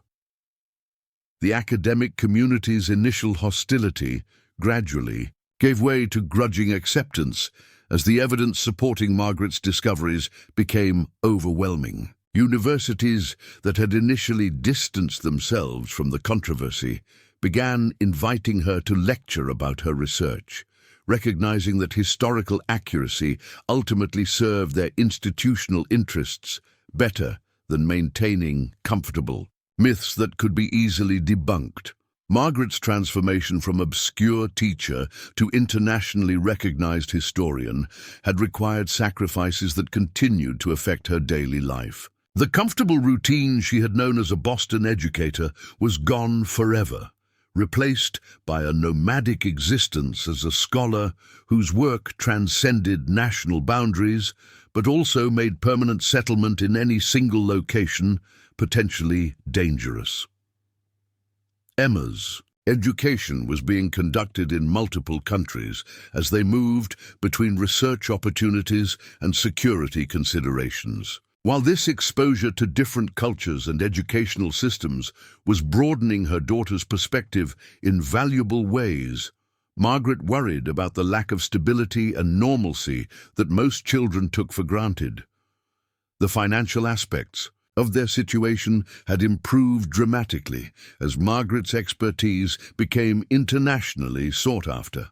Publishers competed to sign her for book deals, universities offered lucrative consulting arrangements, and media organizations paid substantial fees for interviews about her discoveries. The financial pressures that had originally driven her to consider selling the Millbrook Schoolhouse were no longer relevant considerations. But Margaret discovered that success in challenging historical suppression created new responsibilities that were in some ways more demanding than the original struggle. She had become a symbol of resistance to institutional control over historical information, making her a target for both admirers seeking her support for their own causes and enemies looking for opportunities to discredit her achievements.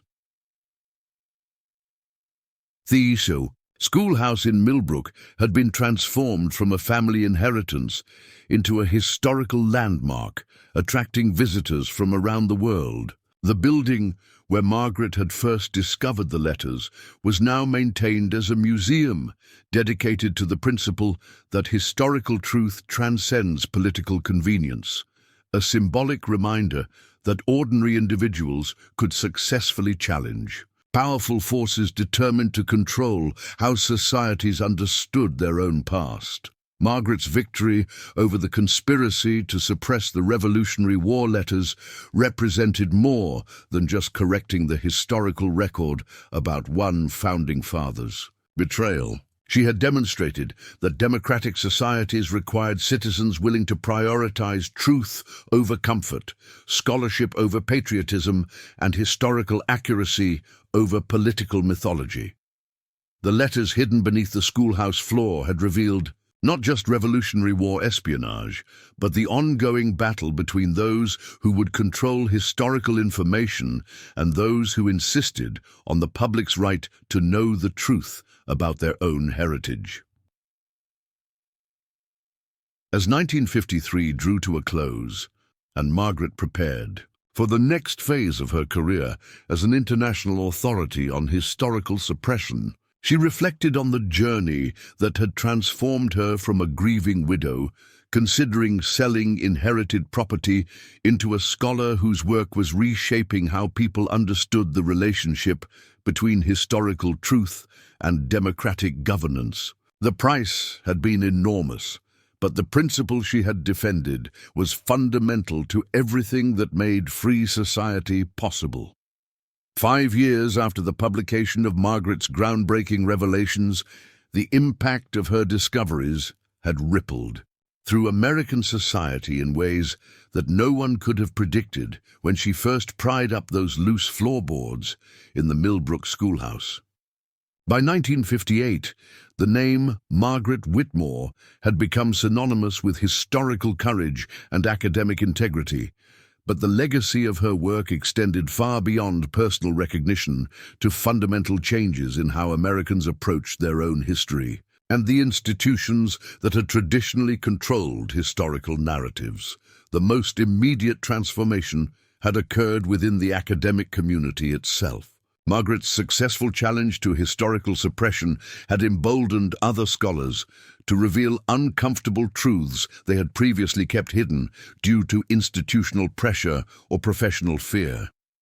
Archives across the nation began yielding, documents that complicated accepted narratives about everything from westward expansion to industrial development, as historians found the courage to prioritize truth over patriotic mythology.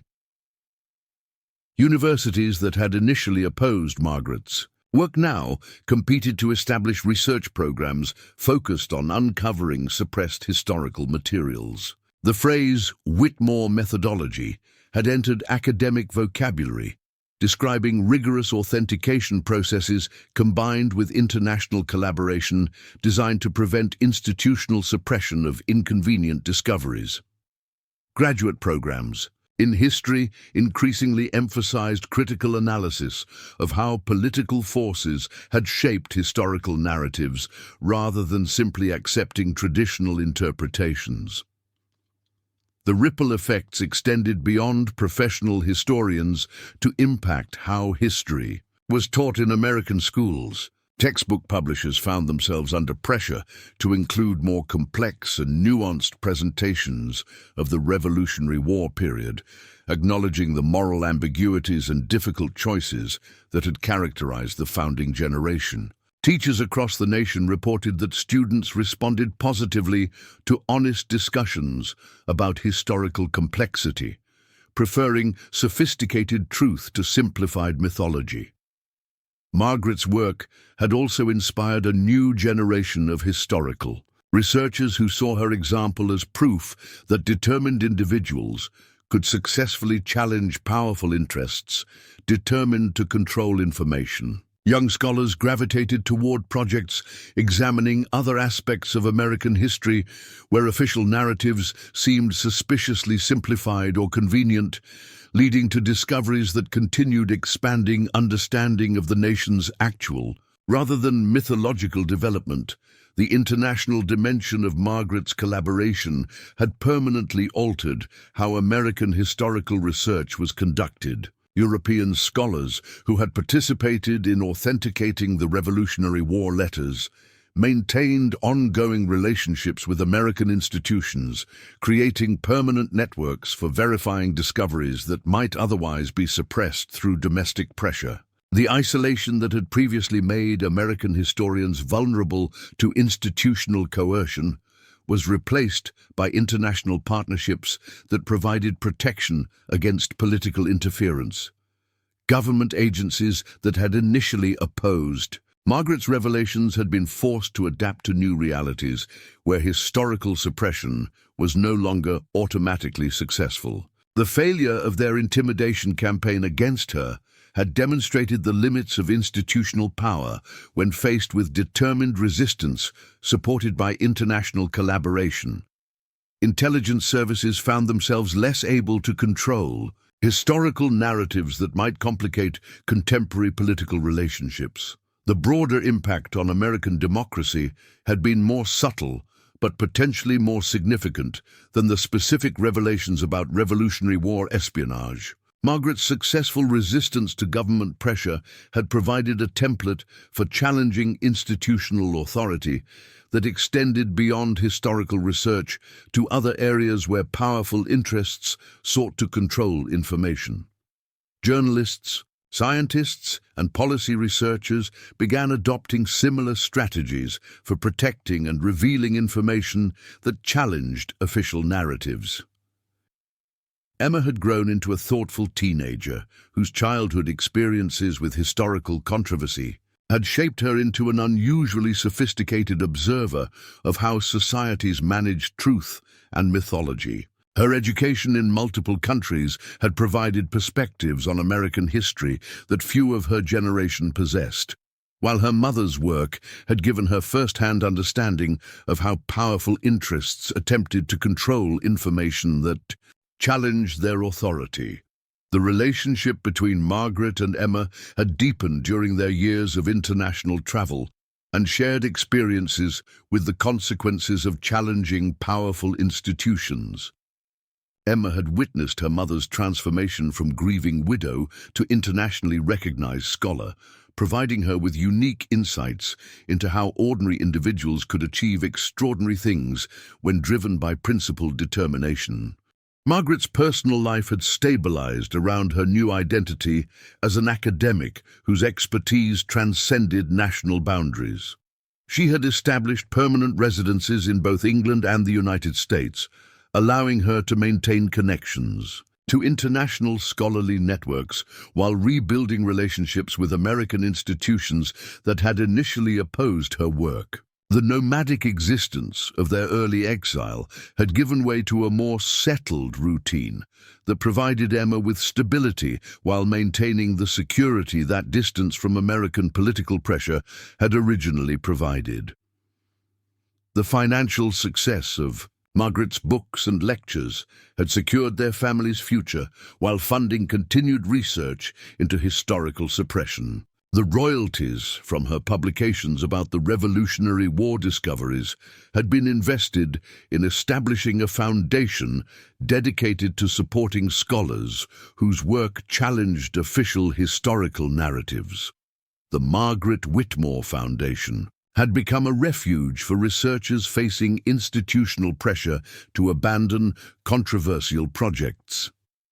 Edmund had returned to the United States as a celebrated figure whose persecution and subsequent vindication had made him a symbol of academic freedom. His restored reputation at Harvard had been enhanced by international recognition for his role in the Revolutionary War discoveries, leading to his appointment as the first director of a new institute dedicated to studying how political forces had shaped historical narratives. The systematic attempt to destroy his career had ultimately resulted in greater influence and recognition than he had possessed before the controversy.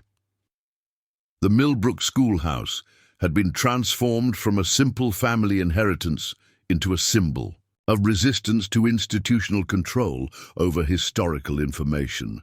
The building now served as both a museum and research center, attracting scholars from around the world who came to study the documents that had first revealed the extent of Revolutionary War espionage.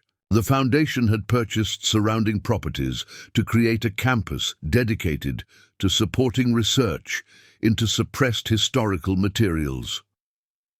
Visitors to the schoolhouse could see the exact spot where Margaret had discovered the letters, now marked with a brass plaque commemorating the moment when an ordinary citizen had chosen truth over safety. The exhibit included not just the Revolutionary War correspondence, but materials documenting the government campaign to suppress the discoveries and Margaret's successful resistance to institutional pressure.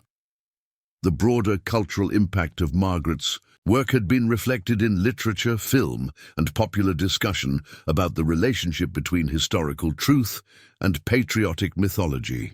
Americans had begun engaging in more sophisticated conversations about their national origins, acknowledging complexity and moral ambiguity rather than demanding simple, heroic narratives that had previously dominated public discourse about the founding period. Public opinion polls conducted throughout the late 1950s showed that Americans had not lost faith in democratic institutions as a result of learning uncomfortable truths about their history. Instead, they had developed more realistic expectations about human nature and political behavior that actually strengthened democratic engagement by reducing naive faith in authority figures and increasing emphasis on institutional accountability.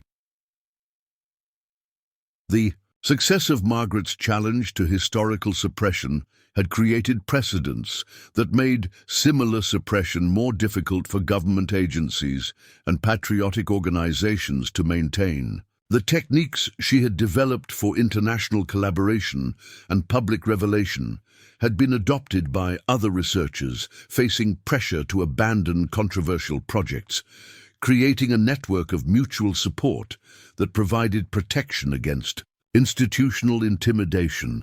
Margaret's speaking engagements at universities and conferences had made her a prominent advocate for the principle that democratic societies required citizens access to honest information about their own history, regardless of how that information might complicate comfortable beliefs about national identity. Her lectures consistently emphasized that patriotism based on truth was stronger and more sustainable than nationalism built on mythology. The letters that had first revealed Revolutionary War espionage had continued yielding insights as Margaret's research expanded to examine the broader context of early American intelligence operations. New discoveries in British and French archives had provided additional evidence that the founding generation had been far more involved in international espionage and political manipulation than traditional American histories had acknowledged. These continuing revelations had validated Margaret's original decision to prioritize historical accuracy over institutional pressure, demonstrating that the Revolutionary War letters had been just the beginning of a much larger story about how political forces had shaped American historical narratives. The courage she had shown in revealing the first uncomfortable truths had opened doors to discoveries that continued expanding understanding of the nation's actual development. Margaret's legacy had become inseparable from the principle that historical truth belonged to the people rather than to institutions that might find that truth inconvenient for their contemporary purposes. The schoolhouse in Millbrook had become a pilgrimage site for those who believed that democratic governance required citizens capable of handling complex and sometimes disturbing information about their own society's origins and development. As the 1950s drew to a close, Margaret reflected on the journey that had transformed her from an isolated widow considering selling inherited property into an internationally recognized champion of historical integrity. The personal costs had been enormous, but the principle she had defended had proven fundamental to everything that made democratic society possible. The letters hidden beneath those schoolhouse floorboards had revealed not just Revolutionary War secrets, but the ongoing tension between those who would control historical information and those who insisted on the public's right to know the truth about their own heritage. Margaret Whitmore stood at the podium of the packed Harvard University auditorium in the spring of 1960, 7 years after her discoveries had first shaken the foundations of American historical scholarship. The audience before her represented the culmination of everything she had fought for: students, professors, government officials, and ordinary citizens who had come to hear her deliver what had been billed as a landmark address on the future of historical truth in democratic society. The woman who had once been a grieving widow, sorting through dusty belongings in an inherited schoolhouse, had become one of the most influential voices in American intellectual life. The years since her initial revelations had transformed not just Margaret's personal circumstances, but the entire landscape of how Americans approached their own history. The Revolutionary War letters that had once seemed like an isolated discovery had proven to be the key that unlocked a vast archive of suppressed information about the founding period and beyond. Margaret's success in challenging institutional control over historical narratives had inspired a generation of scholars and citizens to demand truth over comfortable mythology. Emma, now 18 and preparing for her own university studies, sat in the front row, watching her mother address an audience that included some of the most powerful figures in American academic and political life. The shy 6-year-old who had asked innocent questions about hidden treasures in old schoolhouses had grown into a thoughtful young woman whose unique upbringing had given her perspectives on history, power, and integrity that few of her generation possessed. Margaret began her address by reflecting on the question that had driven her throughout the years of controversy and discovery. "What would you have done," she asked the audience, "if you had found yourself in possession of information that challenged everything your society believed about its own origins? Would you have chosen the safety of silence, or would you have accepted the risks that came with revealing uncomfortable truths that powerful interests preferred to keep buried?" The question resonated through the auditorium because everyone present understood that Margaret's choice had implications far beyond historical scholarship. In an era when Cold War tensions made questioning American institutions seem potentially treasonous, her insistence on historical accuracy had required courage that transcended academic debates to touch fundamental questions about the relationship between truth and patriotism in democratic society.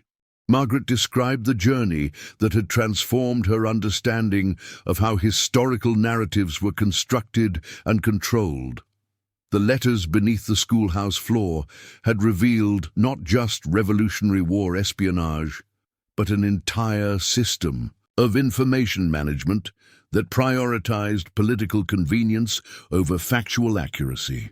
Government agencies, patriotic organizations, and even academic institutions had collaborated to maintain historical myths that served contemporary purposes while suppressing evidence that might complicate public understanding of American origins.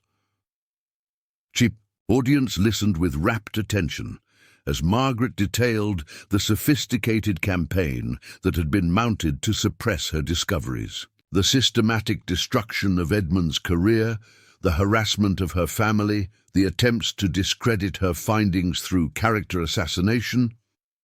All of these tactics had been deployed by forces that understood how dangerous historical truth could be to establish power structures and comfortable national mythologies. But Margaret's address was not simply a recounting of past struggles. She had come to Harvard to challenge her audience to consider what responsibilities came with living in a democracy that claimed to value truth and transparency. How could citizens make informed decisions about their government and society if they were systematically denied access to honest information about their own history? How could democratic institutions maintain legitimacy if they were built on foundations of carefully constructed lies? The Revolutionary War letters had revealed that some of America's most revered founding fathers had been capable of both heroism and betrayal, that the birth of the nation had involved moral compromises and strategic deceptions that traditional histories had carefully obscured. This complexity, Margaret argued, did not diminish the achievements of the founding generation, but actually made their accomplishments more remarkable by acknowledging the human reality of the choices they had faced. Margaret's voice carried new authority as she addressed criticisms that her work had damaged American patriotism by revealing uncomfortable truths about revered historical figures. True patriotism, she insisted, required citizens capable of loving their country enough to demand honesty about its flaws and complexities. Nationalism based on mythology was brittle and vulnerable to collapse when confronted with reality, while love of country grounded in truth could survive any revelation because it was based on authentic rather than manufactured foundations. The international dimension of Margaret's work had provided crucial protection against domestic suppression efforts, but it had also revealed how American historical scholarship had been isolated from broader conversations about the relationship between power and historical narrative. European scholars who had collaborated on authenticating the Revolutionary War letters brought perspectives shaped by their own experiences with how governments manipulated historical information to serve contemporary political purposes. Margaret described how her collaboration with international researchers had revealed similar patterns of historical suppression in other democratic societies, suggesting that the American experience was part of a broader phenomenon where powerful interests consistently attempted to control how societies understood their own past. The techniques she had developed for resisting such control had been adopted by scholars facing similar pressures in other countries. The Margaret Whitmore Foundation had become a model for protecting researchers whose work challenged official historical narratives. The Foundation's combination of financial support, international collaboration, and legal protection had enabled dozens of scholars to reveal suppressed information about everything from military history to industrial development to social movements that had been airbrushed from traditional accounts of American progress. Emma's presence in the audience represented both the personal cost and the long-term significance of Margaret's choices. The decision to prioritize historical truth over family stability had required sacrifices that continued affecting their relationship. But it had also provided Emma with an education in civic courage that would shape her own approach to challenges throughout her life. Margaret addressed the question of whether revealing uncomfortable historical truths strengthened or weakened democratic institutions. Her experience suggested that democracy was actually strengthened by citizens' ability to handle complex and sometimes disturbing information about their society's development. Americans who had learned about Revolutionary War espionage had not lost faith in democratic governance, but had developed more realistic expectations about human nature and political behavior. The schoolhouse in Millbrook had become a symbol of resistance to institutional control over historical information, attracting visitors from around the world who came to understand how ordinary citizens could successfully challenge powerful forces determined to suppress inconvenient truths. The building where Margaret had first discovered the letters now served as both a museum and a research center dedicated to the principle that historical truth belonged to the people rather than to institutions that might find that truth politically inconvenient. Margaret's address concluded with a challenge to her audience that echoed the choice she had faced 7 years earlier when she first discovered the Revolutionary War letters. Every generation, she argued, would face moments when they must choose between comfortable lies and difficult truths, between institutional pressure and personal integrity, between safety and the courage required to defend principles that transcended individual concerns. The standing ovation that followed Margaret's address lasted nearly 10 minutes, reflecting not just appreciation for her specific discoveries, but recognition of the broader principle she had defended. The audience understood that her successful resistance to historical suppression had implications far beyond correcting the record about Revolutionary War espionage. She had demonstrated that determined individuals could successfully challenge institutional authority when that authority attempted to control information that rightfully belonged to the public. As Margaret left the Harvard podium and rejoined Emma in the audience, she reflected on the transformation that had brought them to this moment. The grieving widow, who had once stood alone in a dusty schoolhouse, contemplating whether to sell inherited property or somehow make a new life from the ruins of her old one, had become an internationally recognized champion of historical integrity, whose work had permanently altered how Americans approached their own past. The letters that had once seemed like a burden too dangerous to bear had become the foundation for a career dedicated to ensuring that future generations would inherit honest, rather than mythologized understanding of their heritage. The schoolhouse that had once represented financial pressure had become a landmark, celebrating the principle that democratic society required citizens brave enough to demand truth regardless of how uncomfortable that truth might be. Margaret's story had proven that ordinary people facing extraordinary circumstances could choose courage over comfort, truth over safety, and principles over personal security. The Revolutionary War letters, hidden beneath those schoolhouse floorboards, had revealed not just historical secrets, but the ongoing possibility that individual citizens could successfully challenge powerful forces determined to control how society understood its own development. Could you have made Margaret's choice? Could you have risked everything you valued to defend principles that might benefit future generations while destroying your current security? The questions Margaret had faced were not unique to her historical moment, but represented challenges that every democratic society would encounter when powerful interests attempted to control information that rightfully belonged to the people. 2. More incredible stories about ordinary citizens who changed history through extraordinary courage are waiting for you right now. Click one of the videos on your screen to discover how individual choices can reshape entire societies when people refuse to let powerful forces suppress truth for their own convenience. Subscribe and hit that notification bell for more stories, proving that democracy depends on citizens willing to prioritize truth over comfort, regardless of the personal cost of that choice.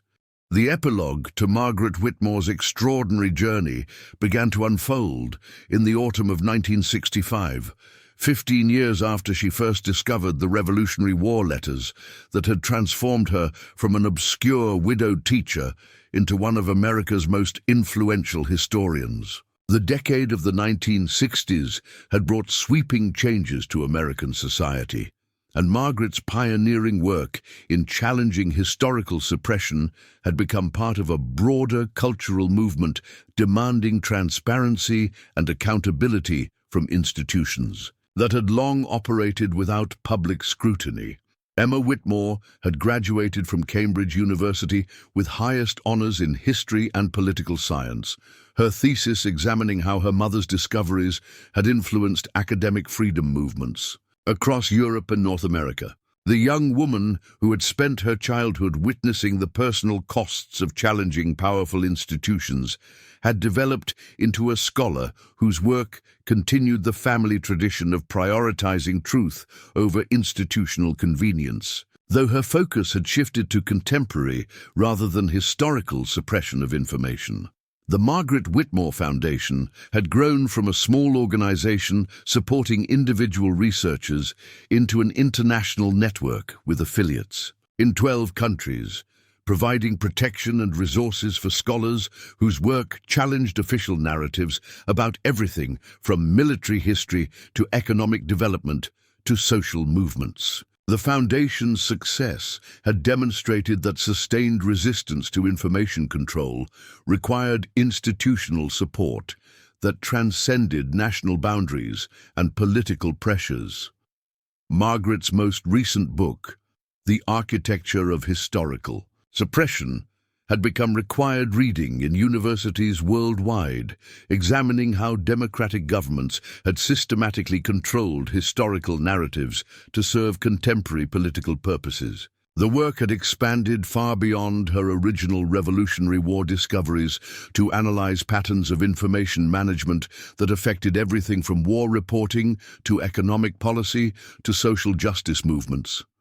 The Millbrook Schoolhouse had evolved into something approaching a small university campus, with research facilities, visiting scholar programs, and educational initiatives that attracted students and faculty from institutions around the globe. The building where Margaret had first pried up those fateful floorboards now anchored a complex dedicated to training the next generation of historians in techniques for resisting institutional pressure while maintaining scholarly integrity. Edmund Hartwell, now in his 70s, had become the founding director of the Whitmore Institute for Historical Integrity at Harvard University, a position that represented both vindication for his earlier persecution and recognition of his crucial role in authenticating the Revolutionary War letters. His collaboration with Margaret had evolved into a partnership that had fundamentally altered how American universities approached controversial historical research. The broader impact of Margaret's work had become evident throughout American society as the civil rights movement, anti-war protests, and other social movements adopted techniques she had pioneered for challenging institutional control over information. The strategies Margaret had developed for international collaboration, document authentication, and public revelation had been adapted by activists seeking to expose government misconduct in Vietnam, civil rights violations, and corporate malfeasance. Margaret's influence on journalism had been particularly significant, as reporters increasingly adopted her methods for protecting sources and verifying sensitive information that powerful interests preferred to suppress. The principles she had established for balancing historical accuracy with responsible revelation had become standard practice for investigative journalists working on stories that challenged government or corporate narratives. The revolutionary war letters themselves had continued yielding new insights as Margaret's research expanded to examine the broader context of early American intelligence operations. Additional documents discovered in European archives had revealed that the espionage network she had first exposed was part of a much larger pattern of international political manipulation that had shaped the development of democratic institutions. Throughout the Atlantic world, these continuing revelations had validated Margaret's original decision to prioritize historical accuracy over institutional pressure, demonstrating that the Schoolhouse letters had been just the beginning of a much larger story about how powerful interests had shaped public understanding of democratic development.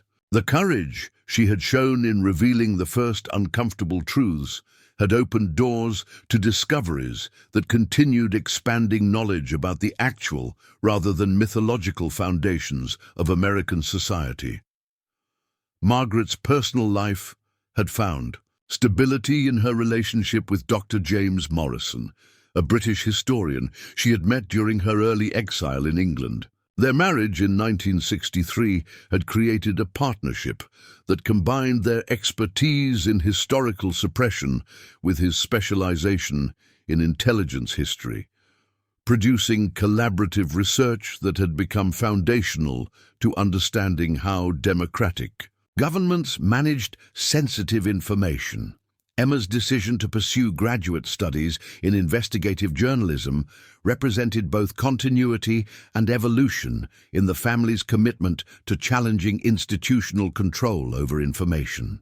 Her undergraduate thesis had examined how her mother's techniques for resisting historical suppression could be adapted to contemporary battles over government transparency and corporate accountability, suggesting that the principles Margaret had established had applications far beyond academic history. The international recognition of Margaret's work had culminated in her appointment as the first American woman to deliver the prestigious Creighton Lecture at Oxford University, an honor that acknowledged both her specific discoveries about Revolutionary War espionage and her broader contributions to understanding how democratic societies managed historical information. The lecture had been attended by scholars, government officials, and journalists from dozens of countries seeking to understand how individual courage could successfully challenge institutional power. Margaret's address at Oxford had focused on the question of whether democratic institutions were strengthened or weakened by citizens' access to uncomfortable truths about their society's development. Her experience suggested that democracy was actually enhanced by people's ability to handle complex and sometimes disturbing information about their own history, as citizens who understood the moral ambiguities of past decisions were better equipped to make informed choices about contemporary challenges.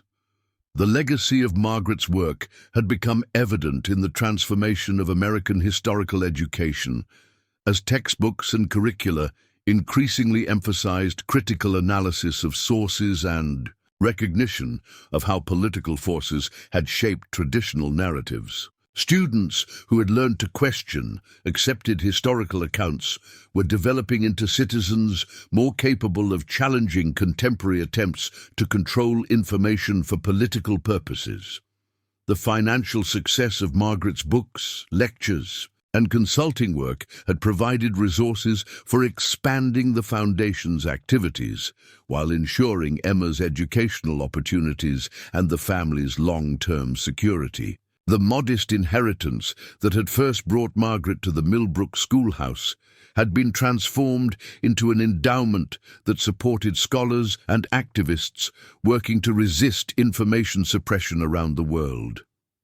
Margaret's influence on government policy had been more subtle, but potentially more significant than her impact on academic institutions. Intelligence agencies that had initially opposed her revelations had been forced to adapt to new realities where historical suppression was no longer automatically successful, leading to policy changes that provided greater protection for researchers, working with sensitive historical materials while maintaining necessary security protections. The broader cultural impact of Margaret's work had been reflected in literature, film, and popular discussions about the relationship between historical truth and patriotic mythology. Americans had developed more sophisticated approaches to their national identity, acknowledging complexity and moral ambiguity rather than demanding simple heroic narratives that had previously dominated public discourse about the founding period and subsequent development.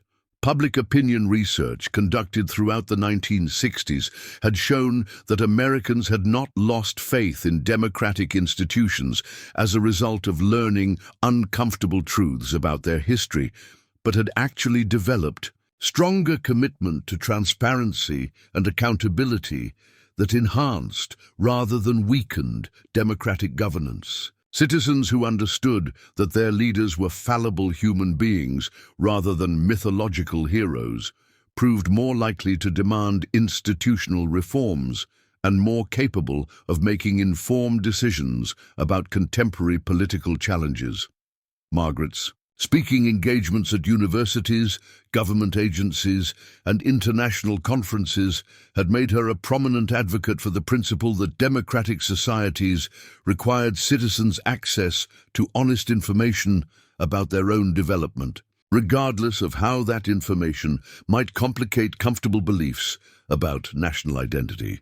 Her consistent message had been that patriotism based on truth was stronger and more sustainable than nationalism built on mythology. The techniques Margaret had developed for international collaboration and public revelation had been codified in training programs that were now offered at universities and research institutions worldwide. The Whitmore protocols had become standard methodology for scholars facing institutional pressure to abandon controversial projects, providing frameworks for protection, authentication, and responsible revelation that had been tested through years of practical application.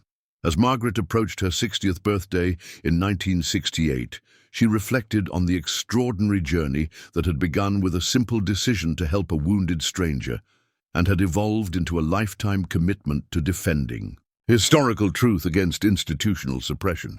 The schoolhouse in Millbrook had become a symbol of the principle that ordinary citizens could successfully challenge powerful forces when they possessed courage, determination, and commitment to principles that transcended personal considerations. The letters that had once seemed like a dangerous burden had become the foundation for work that had permanently altered how democratic societies approached the relationship between power and information. Margaret's success in resisting historical suppression had demonstrated that individual citizens could make choices that changed not just their own lives, but the entire trajectory of their society's development.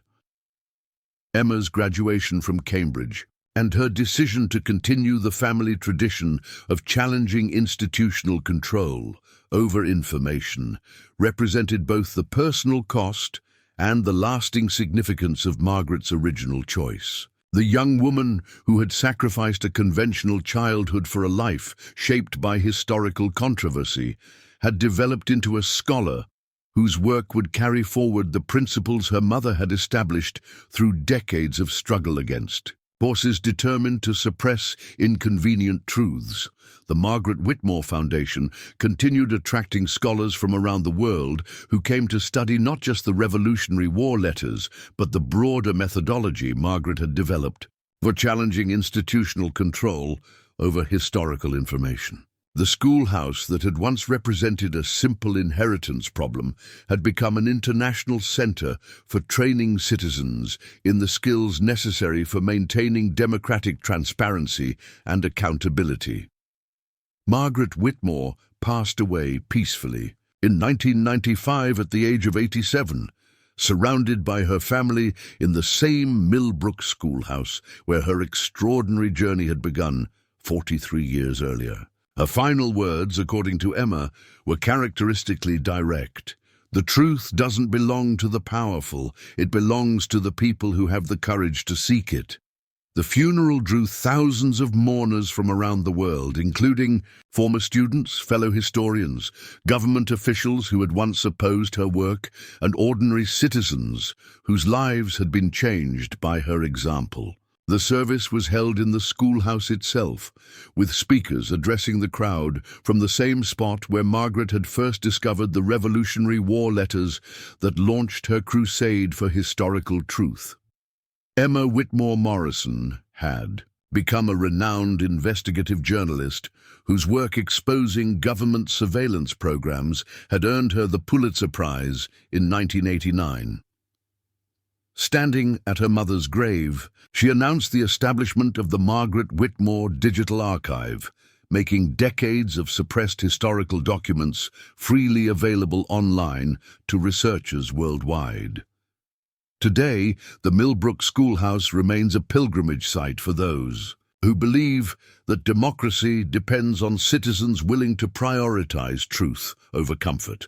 Visitors can still see the exact floorboards where Margaret made her discovery, now protected under glass, with an inscription reading, "Here began the journey," that proved ordinary people can change history when they refuse to let powerful forces control the truth. Margaret's story proves that one person's courage to seek truth can transform an entire society's understanding of itself. Sometimes the most important discoveries aren't waiting in distant archives or classified files. They're hidden right beneath our feet, waiting for someone brave enough to lift the floorboards and examine what lies underneath. What secrets might be waiting in your own family's history? What uncomfortable truths are powerful institutions working to keep buried? Margaret Whitmore showed us that ordinary citizens can successfully challenge extraordinary forces when they're willing to fight for principles that matter more than personal safety. Two more incredible stories about individuals who changed history by refusing to accept comfortable lies are waiting for you right on your screen. Click one now to discover how courage and curiosity can reshape the world. And don't forget to subscribe and hit that notification bell, because the most important stories are often the ones someone doesn't want you to hear.